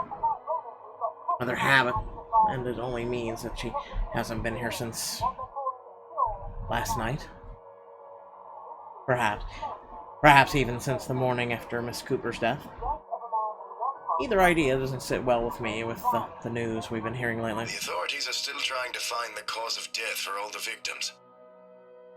Early investigation revealed most of them were employed under Briar Realty Corporation at the time of death. Meanwhile, BRC has refused to comment on this. Gathering my wits, I immediately place a call to her mama. It rings a good minute, and the sound of comfort in itself, but when another minute rolls by without her answering... Does no one in this game have voicemail at all? Well, I'm not a woman prone to panicking. Sudden bouts of temper, maybe, but never panic, despite how I may sound when speaking, says the person who almost crashed the car. When I ultimately go straight to her voicemail, after a minute, a sigh is the only thing I have let out. Pause doesn't last long, though. In the next moment, my fingers are already moving across the screen in search of two people who might be able to help. It's Ashton's number I find first and dial. I call it and have it, but even Isabella thinks he's dependable when the situation calls for it, despite how much they give each other grief. That already says a lot about him. There's Zachary, but around this hour he's probably still sleeping. If he has freelance work, it's very likely he's gotten himself in bed. He's the last person I want to bother, if anything. The wait doesn't take long. Soon, a click when Ashton's voice echoes through the receiver, rough and very heavy from sleep. He never did grow fond of mornings. Becca? Christ, what time is it? What's up? Not you, apparently. Good one. Did you call us early just to make that joke? I'm going back to sleep. No, Ash, hold on. This is important. Becca, stakeout last night. Make this quick. I've still got a few hours before the chief bothers me. Sorry, I'll let you go back to sleep after. It's just that... Wait, you were on a stakeout last night? Did I say that? Shit. Forget I said that. Forget I said anything. Forget we had So, you have no idea? About what? About what? I also have no idea why we're talking so early in the morning, so there's that. No! Will you stop sleep talking or whatever for a second? Belle didn't come home last night. She's gone! Who? Isabella! Instead of an answer, a brief pause comes after, followed by something blunt and heavy hitting a hard surface and a string of, rather, colorful curses from him. The moment might have been one of many things I'll keep to myself and remember fondly in the next few days if things aren't the way they are. When he picks up again, there's no trace of sleep left in his voice. Say that again, from the top. Isabella's gone, Ash. She didn't come home last night. Her flat's empty. She left her telly running. You know she doesn't do that at... Okay, Becca, stop. Calm down first. You're starting to panic. You don't say. I'm not! You are. Breathe. One person's not going to simply disappear like that. This is Isabella we're talking about. This guy works for the police department where people have been disappearing all the time. Did you try calling her? What did you think is the first thing I did? She's not picking up. It went to her voicemail. Remember, after 2 minutes. How about Zach? Did you check with him? Not yet. I didn't want to bother him. You know he has trouble sleeping and all that. All right, I'll go ask Zach. I'll call you back. No, wait! Ends a call before I can utter a single word of protest. But for the first time since entering the room, tension is gone from my shoulders and my breathing has eased. The bed creaks as I sink down on it with a sigh. The telly still blares the same uninteresting news, and I'm surrounded by clutter. At the same time, it feels strangely calm to be here without worry nagging at me. I'll have to apologize to Zachary later for sending Ashton his way this early, but for now, relying on the latter, for this isn't the wrong choice. It never will be. That's something I won't ever doubt in him, much like he promises. And true to his word, he calls back only a few minutes after the last one has ended. She's with Zach. Oh, I'm so glad to hear that. She could have at least sent a message last night. What are you, her mother? It's one thing to hear from Isabel, but from Ashton? I don't want to hear anything like that from you. I'm serious. You've got to stop treating her like she's one of your students, Becca. You don't have to keep tabs on her every time. Last I checked, she's only 3 years younger than the two of us. That's almost a decade gap from those kids you're teaching, you know. Says the person who keeps calling her Scaredy Cat. That's not related at all. Anyway, I'll go check how she's doing. Don't stress yourself out. You go ahead to work. Wait, you? Don't you have a precinct to be at? Whatever happened to not treating her like one of my students? Because if anyone's going to ask me, I think you're doing the same thing. Zach said it's an emergency. Something happened last night. Emergency? He didn't put in those exact same words, but it sounded like it. Ash, what really happened? Is Isabella fine? She's alright. She's safe. Zach let her stay the night after she... Look, okay. Z-Man wasn't clear about it, but let me handle this. I'll check on her. I'll bring her home. Sounds like a lie, if I ever heard one. The sort where he admits things so people don't fret, and I'm not sure whether I should be happy he cares that much to do it, or there shouldn't be a need for this between us, is there? We grew up together, didn't we? He knows I'm capable of at least hearing out the truth without gnawing at me for the rest of the day. He knows me better than that. I know him better than that. Frankly, there's plenty of other things to say about this. But despite, and after all the trouble he went through with how things are moving at the moment, the only one thought occurs to me. What should I say?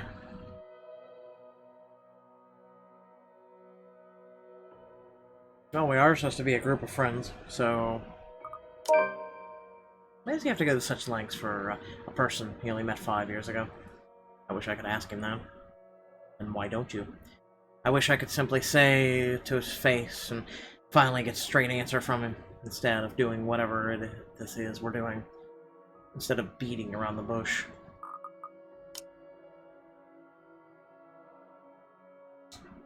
Are we gaining with him or losing with him? Has the years changed us this much? Has adulthood changed us this much? You've done enough, Ash. Let me take it from here. Ashton is quiet for a little while I can almost see the frown in him, hear the gears turning in his head. Don't you have a class to teach today? Tuesdays are your busiest this school year, aren't they? Yeah, but someone has to check on her. And I don't want to impose on you any further. I've already disturbed your sleep. You're not imposing. Besides, I'm doing you a favor. I know you, Becca. You hate being late or missing a day of work for a very small thing. Leave this to me. You said you're waiting for a call from the chief. I'm dropping by the precinct anyway. There's some trouble I have to fix with those guys. It won't be completely out of the way. Ashton, I trail off, lost for words in the end. From the start, it's a losing battle. We may have been together for a long time, known each other for a better part of, than other people, but that doesn't mean we often see things eye to eye. Time and time again, it's a matter of agreeing to disagree. This is off to how the status quo is kept. Whichever or whenever it comes to this, I can only accept it begrudgingly. Okay, whatever you want to do. I'll let you know what happened afterwards, I promise. I'll call you later. You have a good day. My butt hurts. I admit that the way he puts it isn't comforting enough. He can be so blunt like that. So many unknown variables, so many words left unsaid. I wish he'd simply just lay them all out in the open, because like this I'm more inclined to think there's an exaggeration on the other's part. If it's from Zachary or Ashton, I don't know. In the end, all I can do is wait, go about my day, and hope for the best. Before leaving, I spare Isabella's room one last glance, disturbingly quiet now without her in it. I'll get the answers from her later. For now, my concerns are best left here. The rest of the day slips away in a blur. Despite my best efforts in keeping this morning's events from surfacing in my mind at 6. In a way, everything today simply feels like a reminder. Every conversation, regardless of how casual, every topic, no matter how mundane it seems. I blame the news entirely for this. Recent happenings brought a few interesting stories to everyone's attention, mostly superstitious talk of death. And when locals talk about death here, anyone can be sure as hell count on someone bringing up the mansion Isabella sold not just a few weeks ago. Even my own students stopped yapping about it. And I think it's even worse that it's when it's put back up on the market. Now there are more stories. If this is the world reminding me of what matters, or simply because the atmosphere around this time of the year calls for it, I'd rather take the latter. At least then I can be sure people will forget about it in the favor of another set of holiday after. Nevertheless, this may be a painful thing to admit. Listening to them is a pleasant distraction while waiting for Ashton's call. Hope you didn't forget, school day's about to end soon. No, that's got nothing with what I heard. You always hear stuff. I'm not sure if half of them's even real. No, really. Rowan knows about it. He used to be in the same class with them. I can hear you from back here, you know. Whatever, Rowan. Anyway, the story goes like this. There were 3 of them. They entered the mansion on a dare, and they were all never seen again. No one knows what happened to them, up to this day. Scary shit, man.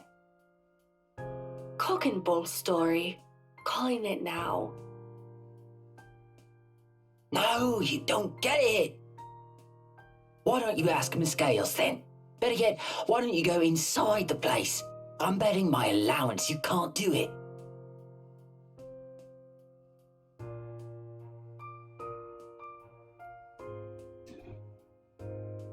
The talk only halts when I look up, all of them suddenly pretending to be engrossed in their current activity.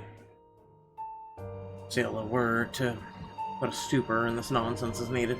Creativity and imagination fostered by these stories is one thing, but reckless ideas should be corrected before anything potentially tragic comes from it. Back to your worksheets, everyone.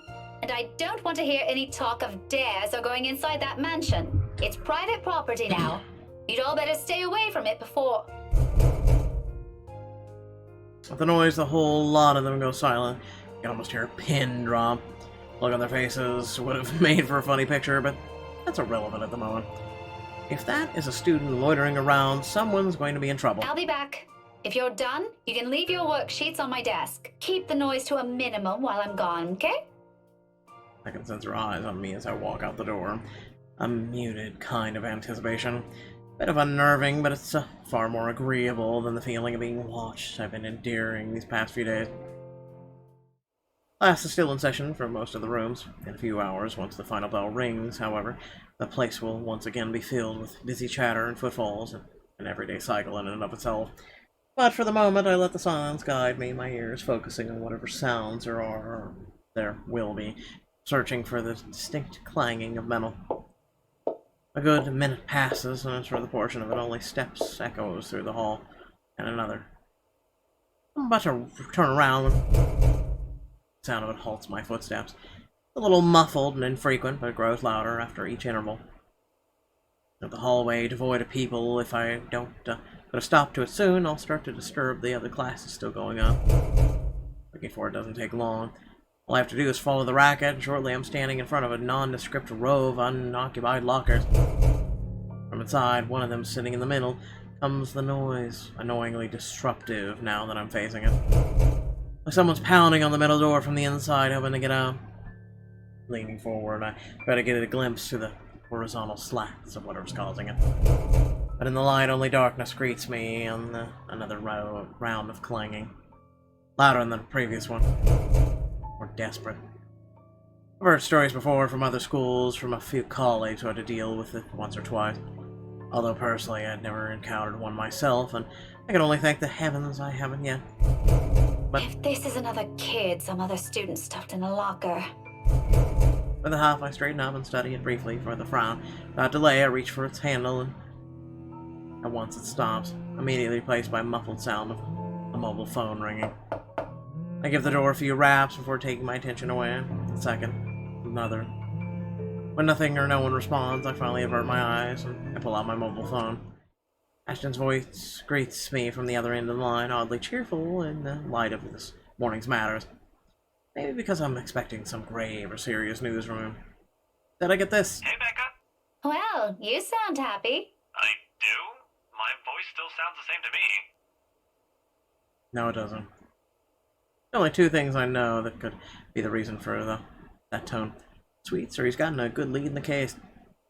From the sound of it, I'm going to assume it's the former, since lately the case is all that's running inside of his head. If there's ever a third one, I've never heard of it yet. Porn, maybe. I don't know. It can only be one of the two. Ignore that. How's Isabella? You were home a few minutes ago. I think she's sleeping now. Sorry this took a while. Z-Man gave us the puppy eyes after we tried to leave. Had some food prepared for us, apparently. We didn't have the heart to say no. That's all right. Is she okay now? I'm not really sure. She didn't say anything to Zach, but she mentioned a plan to take a few days off from work. It was a passing comment before I left her, so I didn't get to ask. Must be because of Rose's death. Could be. It doesn't seem like it from Zach's story, though. He said she was shaking when she got there. Shaking?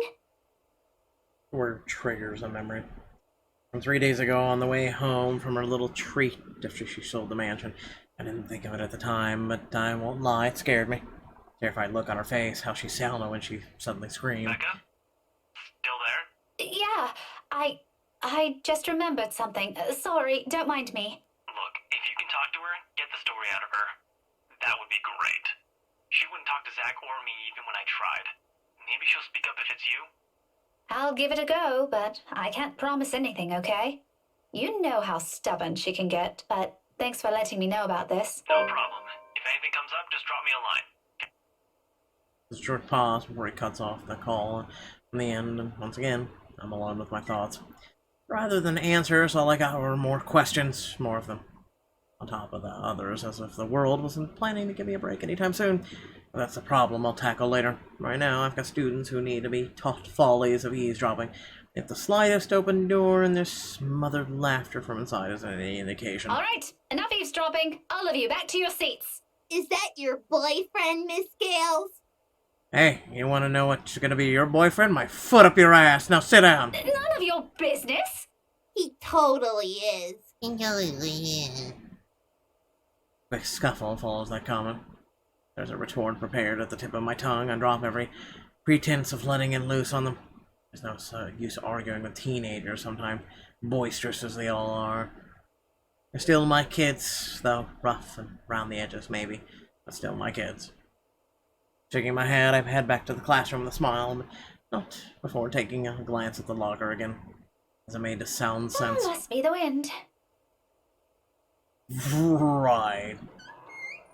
But without another look, I leave it alone.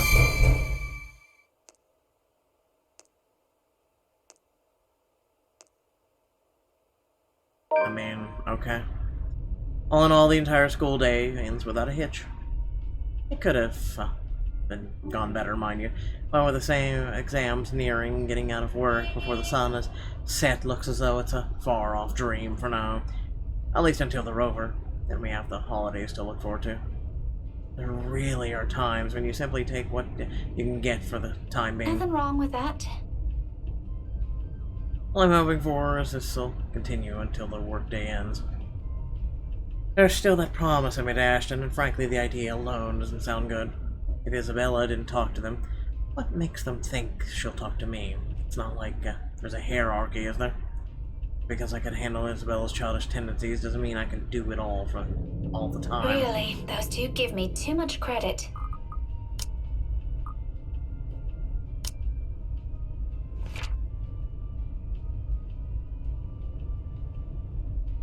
Interesting.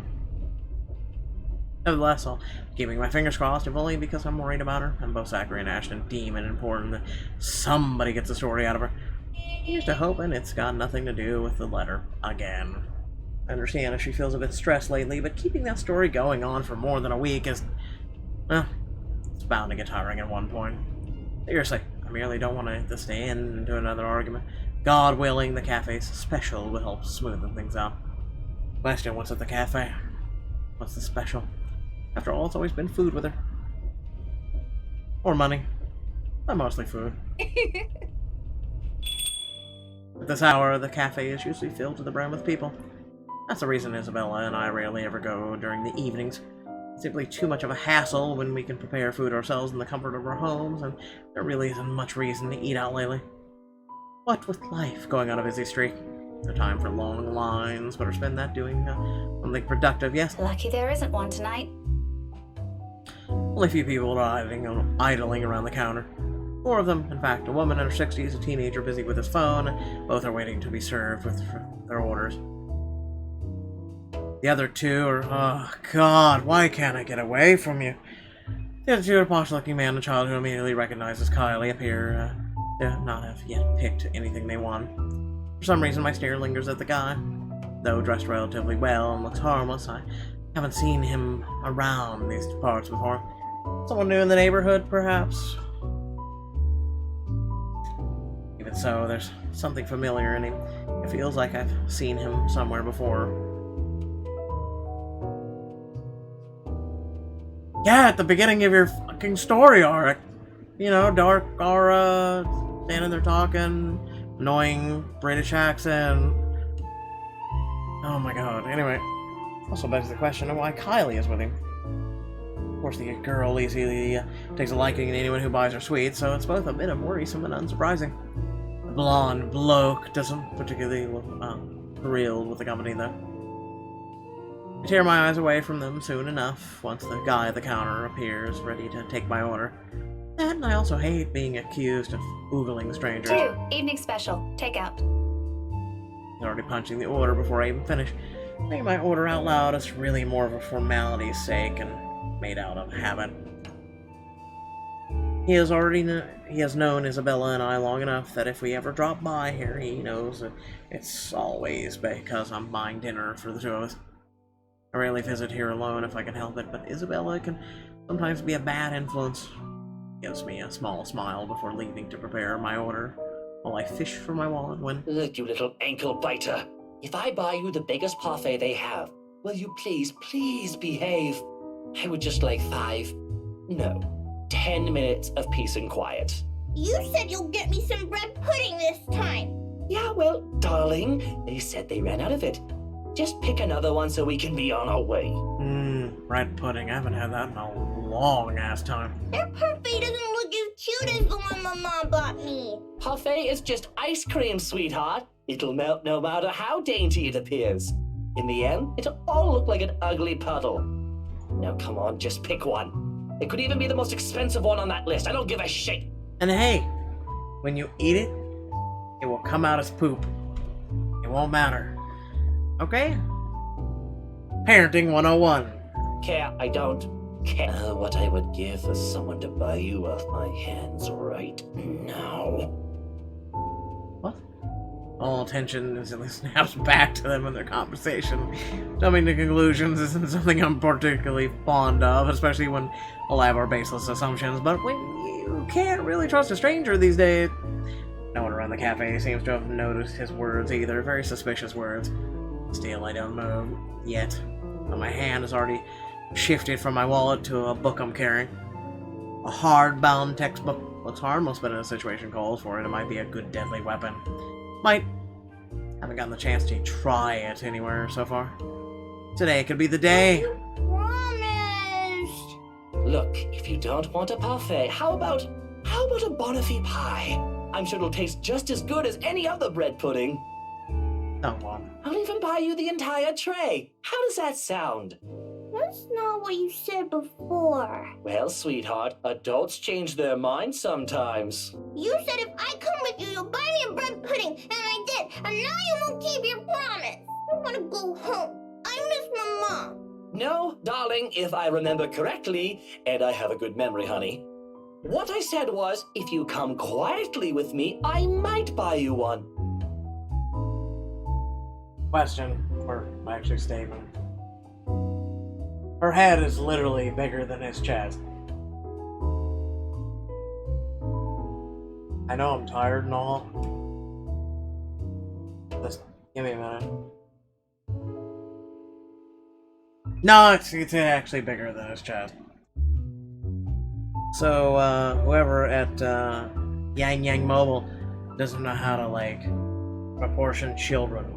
Like, I get it, you want her to be on the screen, but you could shrink her a little and shrink her head a little. I'm just saying. Sweet Mother of God. The quiet part didn't happen. Though now that I'm sober, I think this is a bad idea. I should just ship you someplace else for that peace and quiet. Oh, that's it. No hesitation. In a few paces, he's within my reach. Without warning, I'm slamming the flat area of the book against his skull. Holy sweet Jesus assault. Ow! There's a cry of pain, followed by him instantly crouching down, hands nursing the sore spot. Almost comically, if there were a different situation, the safety of St. Goretti student is a mistake, and probably feel sorry for him. I mean, has anyone seen how thick this book is? Get behind me, Kylie. Miss Pink! It's amusing how fast her expression changes from pouting one earlier to something of her delight upon seeing me. Not you beating the shit out of me with a hard book. Yeah, her body is fucking massive and it doesn't go with the voice. And remember, she's like an elementary student, so that's even worse. But there's no time for any pleasantries, not even quick ones, because soon the man straightens and I'm ready for my favorite newfound weapon for another hit. Except this time he's ready. And before I can land another one, his hand shoots up to catch my wrist in a firm hold. And the look in his face. Bloody hell, woman! What's your problem? To say he's pissed would be a complete understatement. You did attack him with a book. Had I been the weak-wielded sort, I'd probably cower under his sharp gaze. But that simply isn't how I roll. Or how you page-turn? I was going for a book pun. If he thinks he can scare me and do as he pleases here just because I'm a woman or whatever his reasons may be, he's got another thing coming. So instead I return it to him with the same intensity and the same venom. What's my problem? You're the one who has a problem here. Rotten bowbags like you don't deserve the freedom to run this town. What are you doing to this girl? And why is that any of your business, pray tell? Oh, it's my business if I make it to be. Now, release me or I'll call the police. You did assault him first. You think that scares me, Daisy? I have a name, you sleazy douchebag. Oh, I'm sure. His grip on my hand only tightens when I attempt to shake it off. His tone may be dripping with anger and sarcasm, but the gleam in his eyes says it all. He's getting a kick out of this. I was just thinking a kick to the nuts would really give him a kick out of that. riling people up, getting on their nerves, invading their personal space. He knows exactly what and which buttons to push. The nerve of this person. You attacked him first with a book. The nerve of this arsehole. What is up with people saying arsehole in this game? If he thinks I'm going to give in to his goading pleas, he might as well keep it. Just kiss his sorry behind.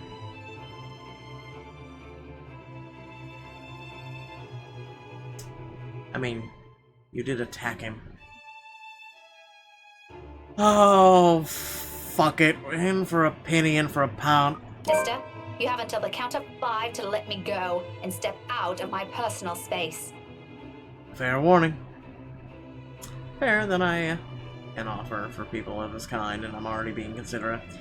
Hell, this asshole doesn't even deserve a warning. If he doesn't listen, well, as much responsible for what will happen next as Or anyone. else what? Oh, look at you. You kind of look like Voldemort right there. Well, blue ball time. Such vulgar words coming out of that pretty mouth. A gorgeous flower like you shouldn't even be saying. Don't say I didn't warn you, Bowbag. Bowbag. Love that intensity, Daisy. FYI, I like feisty in a woman. It gives them this certain charm. I really hope you don't have a boing, because this is gonna hurt. Like, that just makes it worse. Why don't you? 5. A second of silence. And then without any preamble, my leg moves in one fluid motion and delivers a swift, powerful, well-placed kick to his nether regions. Needless to say, the effect is instantaneous. God, those cries of pain. Can I have another? He yelps abruptly, drops his hold on me, and kneels over, howling from the pain. I can see tears forming at the corner of his eyes, too. The mere sight of it all prompts not an ounce of remorse from me. I'd say satisfaction. I would have been gentler if he isn't such a dirty little prick with an ego too big for his head. Too bad. Whether this obliterates any chance of him ever procreating remains to be known. Oof. But a part of me is already praying he does never breed after this. We have never needed more of him in the world. You mad woman! I still can't get over how big she is. Jesus Christ. No one has pointed this out, really? Like, I'm serious. This toddler is bigger than him. I warned you, you ass. Why, this is harassment, I'm telling you! Harassment! Then why don't you tell that to the police once they get here, You despicable! Whatever you're assuming I am, I'll have you know it's all in your head. None of it's true. You best have that pretty brain of yours checked before that gets worse. What is wrong with you? Is this the face of someone who'd do anything suspicious? Yes. Oh? You don't think a stranger luring an innocent child with promises of sweets before whisking them away from their parents doesn't warrant any suspicion? I mean... You have a very funny definition of suspicious, asshole. Maybe you're the one who should have that head of yours checked. The kid asked me to buy her sweets. You're the one who's suspicious here. I'll have you know, I have a wife. Does that stop pedos before? That much at least appears to be a sliver of truth. He even makes a show of brandishing his left hand to my face with a flourish. Sure enough, a wedding ring is there, although that earned him an unimpressed glare from me. Immediately, a small part of me starts to feel sorry for whoever, whatever, poor woman married this sod. I don't understand why he has to bring her up, either. If the mention of her alone will magically present a solution to his problem. She must be truly a remarkable woman if she can handle a dirtbag like him. And even my wife of all people in this bloody city, has never, I'm telling you, accused me of such a scandalous thing! You crazy woman! How's your nuts? Married or not, you're still a sleaze. Honestly, I feel... Miss Pink, Why are you fighting with my Teal? Whatever word still left to be said, here dies on my tongue. How is your head twice the size of his, and your head is bigger than his chest? Is he a really dinky small man, then? Besides us stands Kylie, gawking at us with the same curious stare she often brings with her. I can't do this with this child anymore. I know that look all too well, a precocious child through and through. She doesn't say anything further. Her gaze simply moves between us, and eyeing us both carefully, clearly anticipating the answer. From my experience, when it gets like this with a child her age, it sure is a sign that they won't leave you until you have given them an answer they're satisfied with. Lying won't do either. It is dissolved into shouting match, for heaven's sake. And did she say Tia? Something falls straight to the pit of my stomach at that. My tone is gentle when finally addressing her, void of apprehension and what might be first hints of embarrassment. Hold on. How do you hate me less than Isabel? Alright, whatever. I pointedly ignore the latter. It can very well be just the hunger speaking. Kylie, sweetie, do you know this oaf? Yeah, he's Teal Luke. At the moment, my brain stops. Every line of thought, every argument I still have against the man beside me dissipates in a haze. Amidst all of it, one memory gets triggered from a few days ago. Tio? The one you mentioned before? The uncle? The guy Rowan wanted to impress? Or was that a dare? I'm sorry, I can't recall. Is it the one who promised he'll take Big Brother someplace cool? Yeah, the one in the same. Don't you know who he is? I sure as hell don't, darling. Because if I do, I wouldn't have let anything I've said earlier come out of my mouth. He's my Teal Luke. Gazillionaire extraordinaire, am I? No, the fairy godfather. He's your godfather. That's nice. The one and only. Did I get that right, Teal? More than right, sweetheart. I'm sure Miss Pink here understood everything you said quite perfectly. Whatever it is that landed at the bottom of my stomach prior, it shot straight up to my face and stayed there. The heat from it slowly spreading to my cheeks, coloring my face in almost the same shade as my hair. If only the earth would swallow me whole here and now. His eyes are on me, I can feel them jeering, mocking. I can't even bring myself to look at him. What's in there? Amusement? I doubt it. He's probably having the time of his life right now. Not after a kick to the nuts, no. You're not going to have a time of your life for quite a while. But I know I can hear the sneer in his tone alone when he talks. He has a smug grin on him, which I may or may not want to punch off his face at present, just for the hell of it. A damage control. I'm gonna apologize to the child.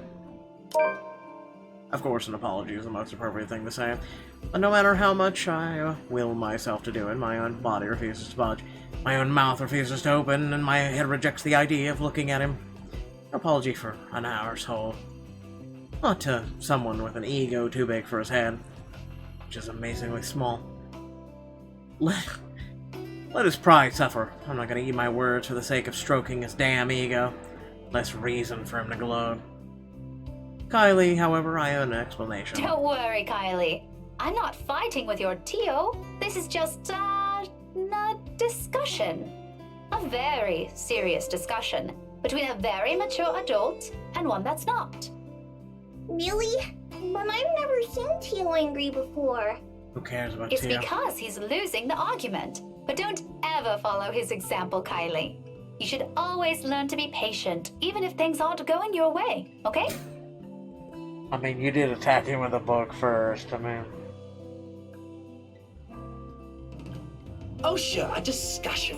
And it involves hitting random strangers you meet at a cafe with a book. A hardbound book. Mind you, the little me hasn't recovered yet.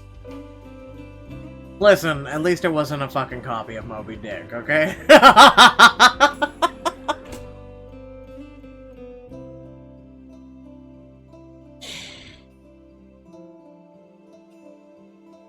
just went so well. That went just so fucking well.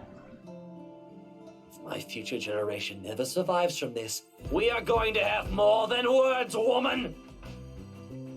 I don't allow Kylie ears to cover both of her ears with my hands. As fond as she is of this man, there are words he shouldn't be saying in front of a child. How can he not know that? More importantly, how on earth did someone like him become a godfather? Who allowed it? Maybe I should talk to Miss Suarez about it. Warn her how he's not a good influence for her child. Language! How can you use such crude words in front of her? Your goddaughter can hear you, for heaven's sake. Oh, and you didn't. If I remember everything correctly, you called me a rotten... So you're going to repeat it in front of her, just to make a point? What, are you 5? Even 5-year-olds are more sensible than you. Even Isabella. I can say that with much certainty. Even 5-year-olds are more sensible than you. See what I mean? Are you fighting again? No, honey. Oh, no. Like I said, we were just having a discussion. We're actually done now. But you need to promise Miss Pink you will never grow up like this guy. Good kids don't do what he's doing. But I like Tio. Then you're an idiot. And I'm quite sure Tio likes you too. But liking people is different. Just because you like him doesn't mean you have to be like him.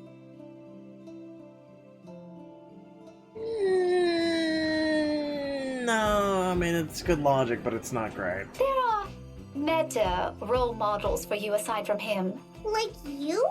Not exactly what I'm trying to get at. But if that's what you want, I don't see why not. Okay, I want to be like Miss Pink someday. I want to be a teacher. You want to kick him in the nuts, too? And I promise I won't be like Tio, even if he's a gazillionaire.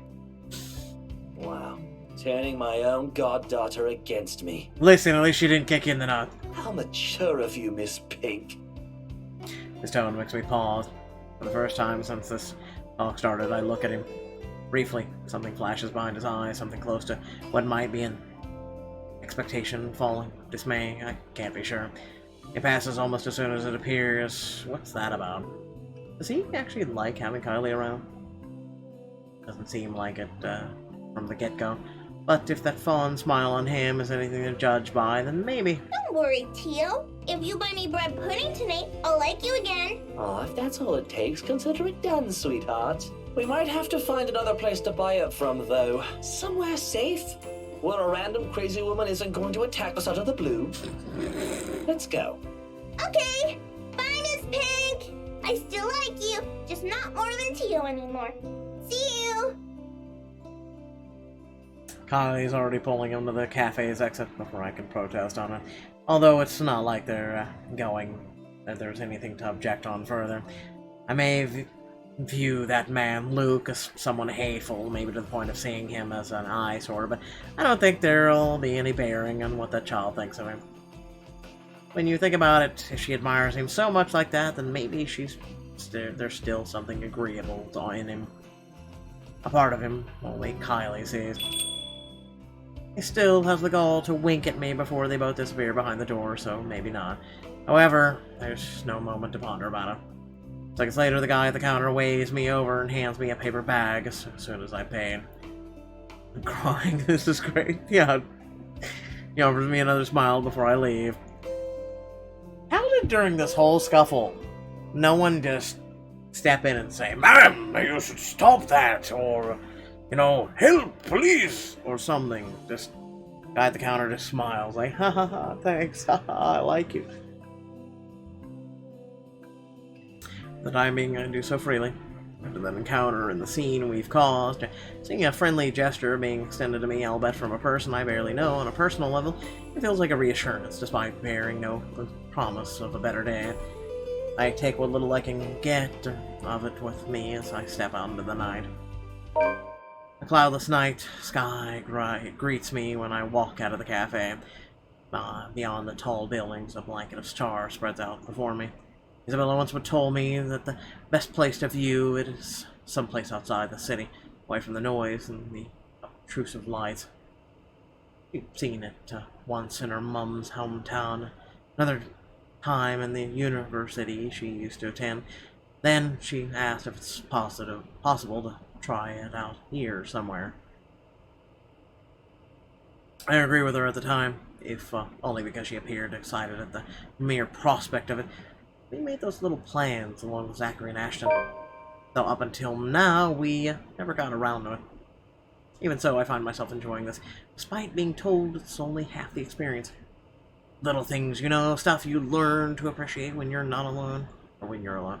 Because at certain times you get to meet people who are unfortunately born with innate talent to ruin the mood and the scene with their mere existence alone. For example, the driver of the car fast approaching my direction. Luckily, he doesn't notice me. The fleeting moment we pass each other by gives me a brief glance at the people he's with.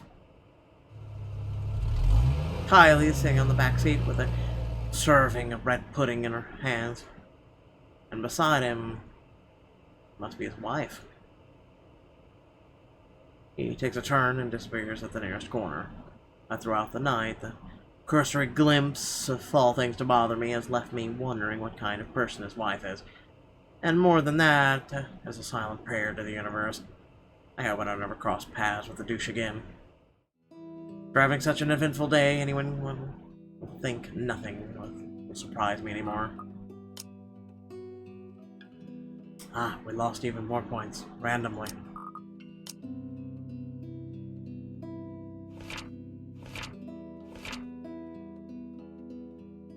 Beautiful drawing of this.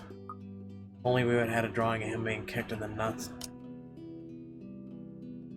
But here I am, standing at the top of the stairwell, watching an odd scene unfold before me. Relief crosses my mind first, followed by confusion. What is she doing there? Although, given what happened this morning, the question feels a bit inappropriate to ask directly. What's important is Isabella's here. She's sitting cross-legged on the hallway, just right in front of her room, with several papers and folders scattered about. Each of them seems as important as the next. More than once, upon giving the scene a quick scan, I spot Briar Reality logo at the topmost area of the pages. Everything considered, it's like a mess made by a third grader working on a crunch time. The landlady will have a few things to say about this when she finds out. I have a few things to say about it myself, in fact, but something in the calm, focused manner she holds herself at present keeps me from disturbing her from the reminder. She's going through each paper with intensity. Brows furrowed, lips in a tight line, both hands moving in precision movements as she sifts through each sheet. When she finds something to note, she moves closer, nose almost touching whatever the paper she's holding, and grabs her phone to call someone. Hello. Sorry to call you this late. There's something I just want to confirm, if that's okay. Yeah. Oh, okay. Thanks anyway. Not that one either. It's a cycle. She goes through call after call, and then after the last one ends, she shuffles through the file again, dials another number. Is it work? Never seen her this engrossed with her own work before, otherwise she would have noticed my presence the moment I've reached their floor. After the ninth call, she still appears as oblivious to it as when I've arrived. When she lets out a loud sigh this time, I immediately take that as an opportunity to interrupt. Isabella, you know the house rules here. At once her head jerks back and hits the concrete wall behind her with a thumb. Oof. There's the Isabella I know. But it's still there. Allow her a moment to nurse it before speaking again. Becca, you're late! Yeah, I ran into a little trouble at the cafe. But I brought food for the two of us, if you haven't eaten anything yet. As anticipated, she grins once. I raise the bag of food I'm holding. Yet it doesn't reach her eyes. There's nothing of cheerful glint in it this time. Just a hollow tone for the sake of being polite. Ashton's right. Something's happened. Yeah, maybe later. I've gotta finish this first. Just leave it here. I'll eat it once I'm done. Thanks, Becca. You can't eat this here. You know how the landlady would react. Why are you even working outside? Your room's right there. I know. Sorry. It just feels stuffy in my apartment right now. I'll go back inside once everything's been aired out. I promise. That has never bothered you before. Well, it bothers me now. Oh, really? Just now? I find that hard to believe. Yeah? Shouldn't you be happy? I mean, you've been complaining even if it's not your room. Now I know how you're feeling when it's messy, so I'm going to clean. Isn't that a good thing? Despite what's supposed to be good news, an exhale comes from me, drawn out and It's a slow. good thing, Isabella. Believe me, but you're as bad as Zachary at lying. What's really going on? She hastily averts her eyes, a surefire indicator that this is going to be one of those lengthy conversations that can possibly end with the other person angry again. One other thing I'd like to avoid tonight at all costs. Still, I've made a promise to Ashton and Zachary. If she didn't talk to them, who else is she going to talk to? If she keeps this all to herself, who knows what might happen? Isabella, you can tell me. Is it about your family? Slight movement of her lips, though, although a frown of its reaction, at the least. I'm getting there. Rose? Really shakes her head. Just a little more. Come on, I know something happened. I don't know if it's because of Rose, but I know it's related to her somehow. You weren't here when I visited this morning, and both Zachary and Ashton are worried about you. If you don't want to tell them, you can tell me. Does it have something to do with work? Office? If I didn't know her, I might have missed it. She shifts then, her fists clenching tight and teeth biting her lower lip, and there's fear. The look of terror in her is the last thing I expected to see yet of everything. Her mouth trembles briefly before she opens them. When she finally voices it out, the words simply spill out of her mouth, one after another, all of it. True to what I promised her, I listen. Because this is something she's been keeping to herself, even from the two most dependable people I know. The fact that she chooses to tell me, this speaks a lot to me. Becca, she was there again. Last night? In the office? Boss passed me all of Rose's workload yesterday. For the Ermengarde Mansion.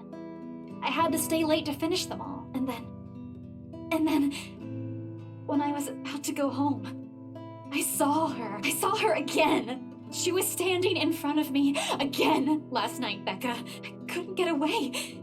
She was blocking the door. If I hadn't hidden myself, even if I made the tiniest noise, if she found me, Becca, she almost did.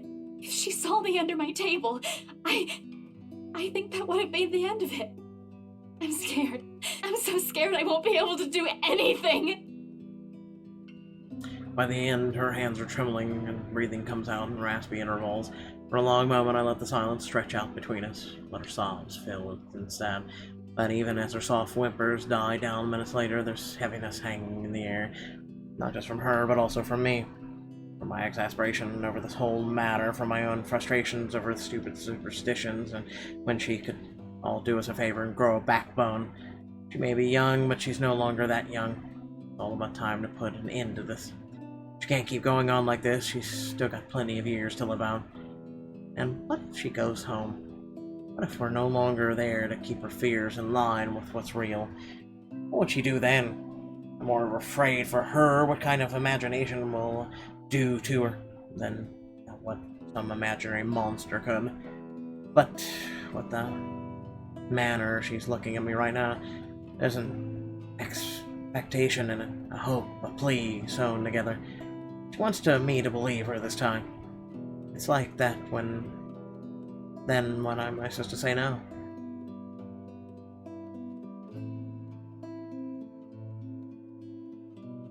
Ah, Butsy Hurtsy.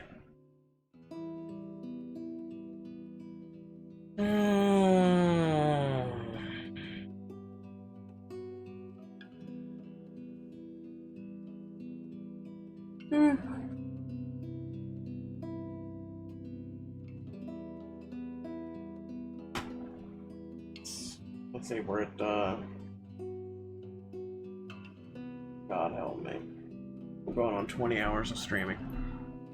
In the arms of an angel. Is this why you didn't go home last night? Which I don't want to set her straight. A reprimand isn't what she needs right now. That pouty face she's giving me, I doubt it'll even end well if I push it. I know her. And when she wants to be stubborn, she's stubborn. But there are moments when she can be quite acquiescing too. I'm certain she'll be more accepting of what I tell her, despite her inclination to disagree with it. Then the talk can wait. In the meantime, it'll be the ear that listens to her without judging her, without criticizing her, despite my own opinions on it. You should have called me. She stares at me like I'm a grown another head, and laughter slips out before I can stop myself. There? I can't do that! Oh look, we gained! Somehow lost with Luke, or Ashton, but... What will you do? Hit her with a book? You'll be dead before that happens! And... Wait, did we tell her about the book story? That isn't what I'm talking about. After you got out. You should have phoned me. You didn't have to go to Zachary's. Corners of her mouth curl up a sheepish smile by general definition, but this is Isabella. Her smiles are nearly half-hearted, never lax in her high spirits. In spite of this, I know everything is going to be okay. Somehow. After all, she's learned how to pick herself up long ago, long before we met. Yeah. Sorry. I don't even remember how I ended up in Zach's place. I was in a hurry to get out of the office, and it was already late. Besides, I don't really think you'll believe me if I wake you up over something like that. That's beside the point. True or not, there are people who will always be concerned about you. There's Zachary, but he's the first person you went to, and you didn't tell him anything. You just slept there. There's Ashton too, and me. But how do you think I'll be able to explain to your aunt or your family if you suddenly disappeared? Think about that. Right. I'll remember that next time. Next time. Then she grins, likely mischievous, a preamble to an old banter. It still is not quite enough. We're quite there. Still not quite sure her usual self, but with it, I know we're bound to get her back soon. Mom! I told you not to call me that. Send an elbow to her side for added measure, but then laughter follows the familiar gesture. None of it is unexpected. This is what's comfortable. This is how we found an equal ground despite our stark differences. So for the moment, I accept things as they are. Afterwards, a hush stretches out before us. For Isabella, this is rare. This isn't her. Yet in this moment, as she fiddles with the edge of another paper near her, as she hugs her knees close to herself, lets a pensive expression linger on her. It feels strangely fitting. As if this is somewhere everything's supposed to lead to, if we're allowed it long enough go. Because later the moment is broken by the sound of a door easing open and a voice begging some little piece. How many times have I told you girls not to loiter around the hallway? It's noisy. Some people here are trying to sleep. Shut up, landlady, and get back in your goddamn apartment. Quiet down or go do your talking inside. I'm pinning a memo to your door the next time this happens. Oh, a memo! Millennials. Boomer. Sorry, we won't do it again. You'd better. You'd better! Door closes and Isabella starts gathering the mass she's made, carefully stacking them all on her arm. At a loss for what to do, I help her pick them, and for the first time I get closer to look at it. Completely unintentional, of course. It catches my attention nevertheless, and a confused frown makes its way to my face. Why is she looking through this? I look to her for an explanation, but merely ignores the question in my eyes, takes the paper off my hands, and finishes cleaning up. The last paper she put on top is a letter. The one she supposedly found in the mansion. That's probably the root cause of the odd behavior. I shoot her a questioning look for that too. But all she gives me is a smile. And in a halting tone so completely unlike her. Becca, I'll find a way out of this. You guys don't have to worry about me. Anyways, I should go. I'll see you later. Where are you going? Getting myself some food. Don't wait for me. But I have this thing of food right here. What? Isabella walks away before I can stop her, before I can remind her that I've brought food enough for the two of us. Quickly disappears down the stairwell while I'm left standing in an empty hallway holding 2 bags of takeout. One of them will go uneaten tonight. Just an innocent passing thought. One that I don't dwell much on as I head back to my room. I ignore all of it in the same way I've assumed I won't ever encounter the douche again.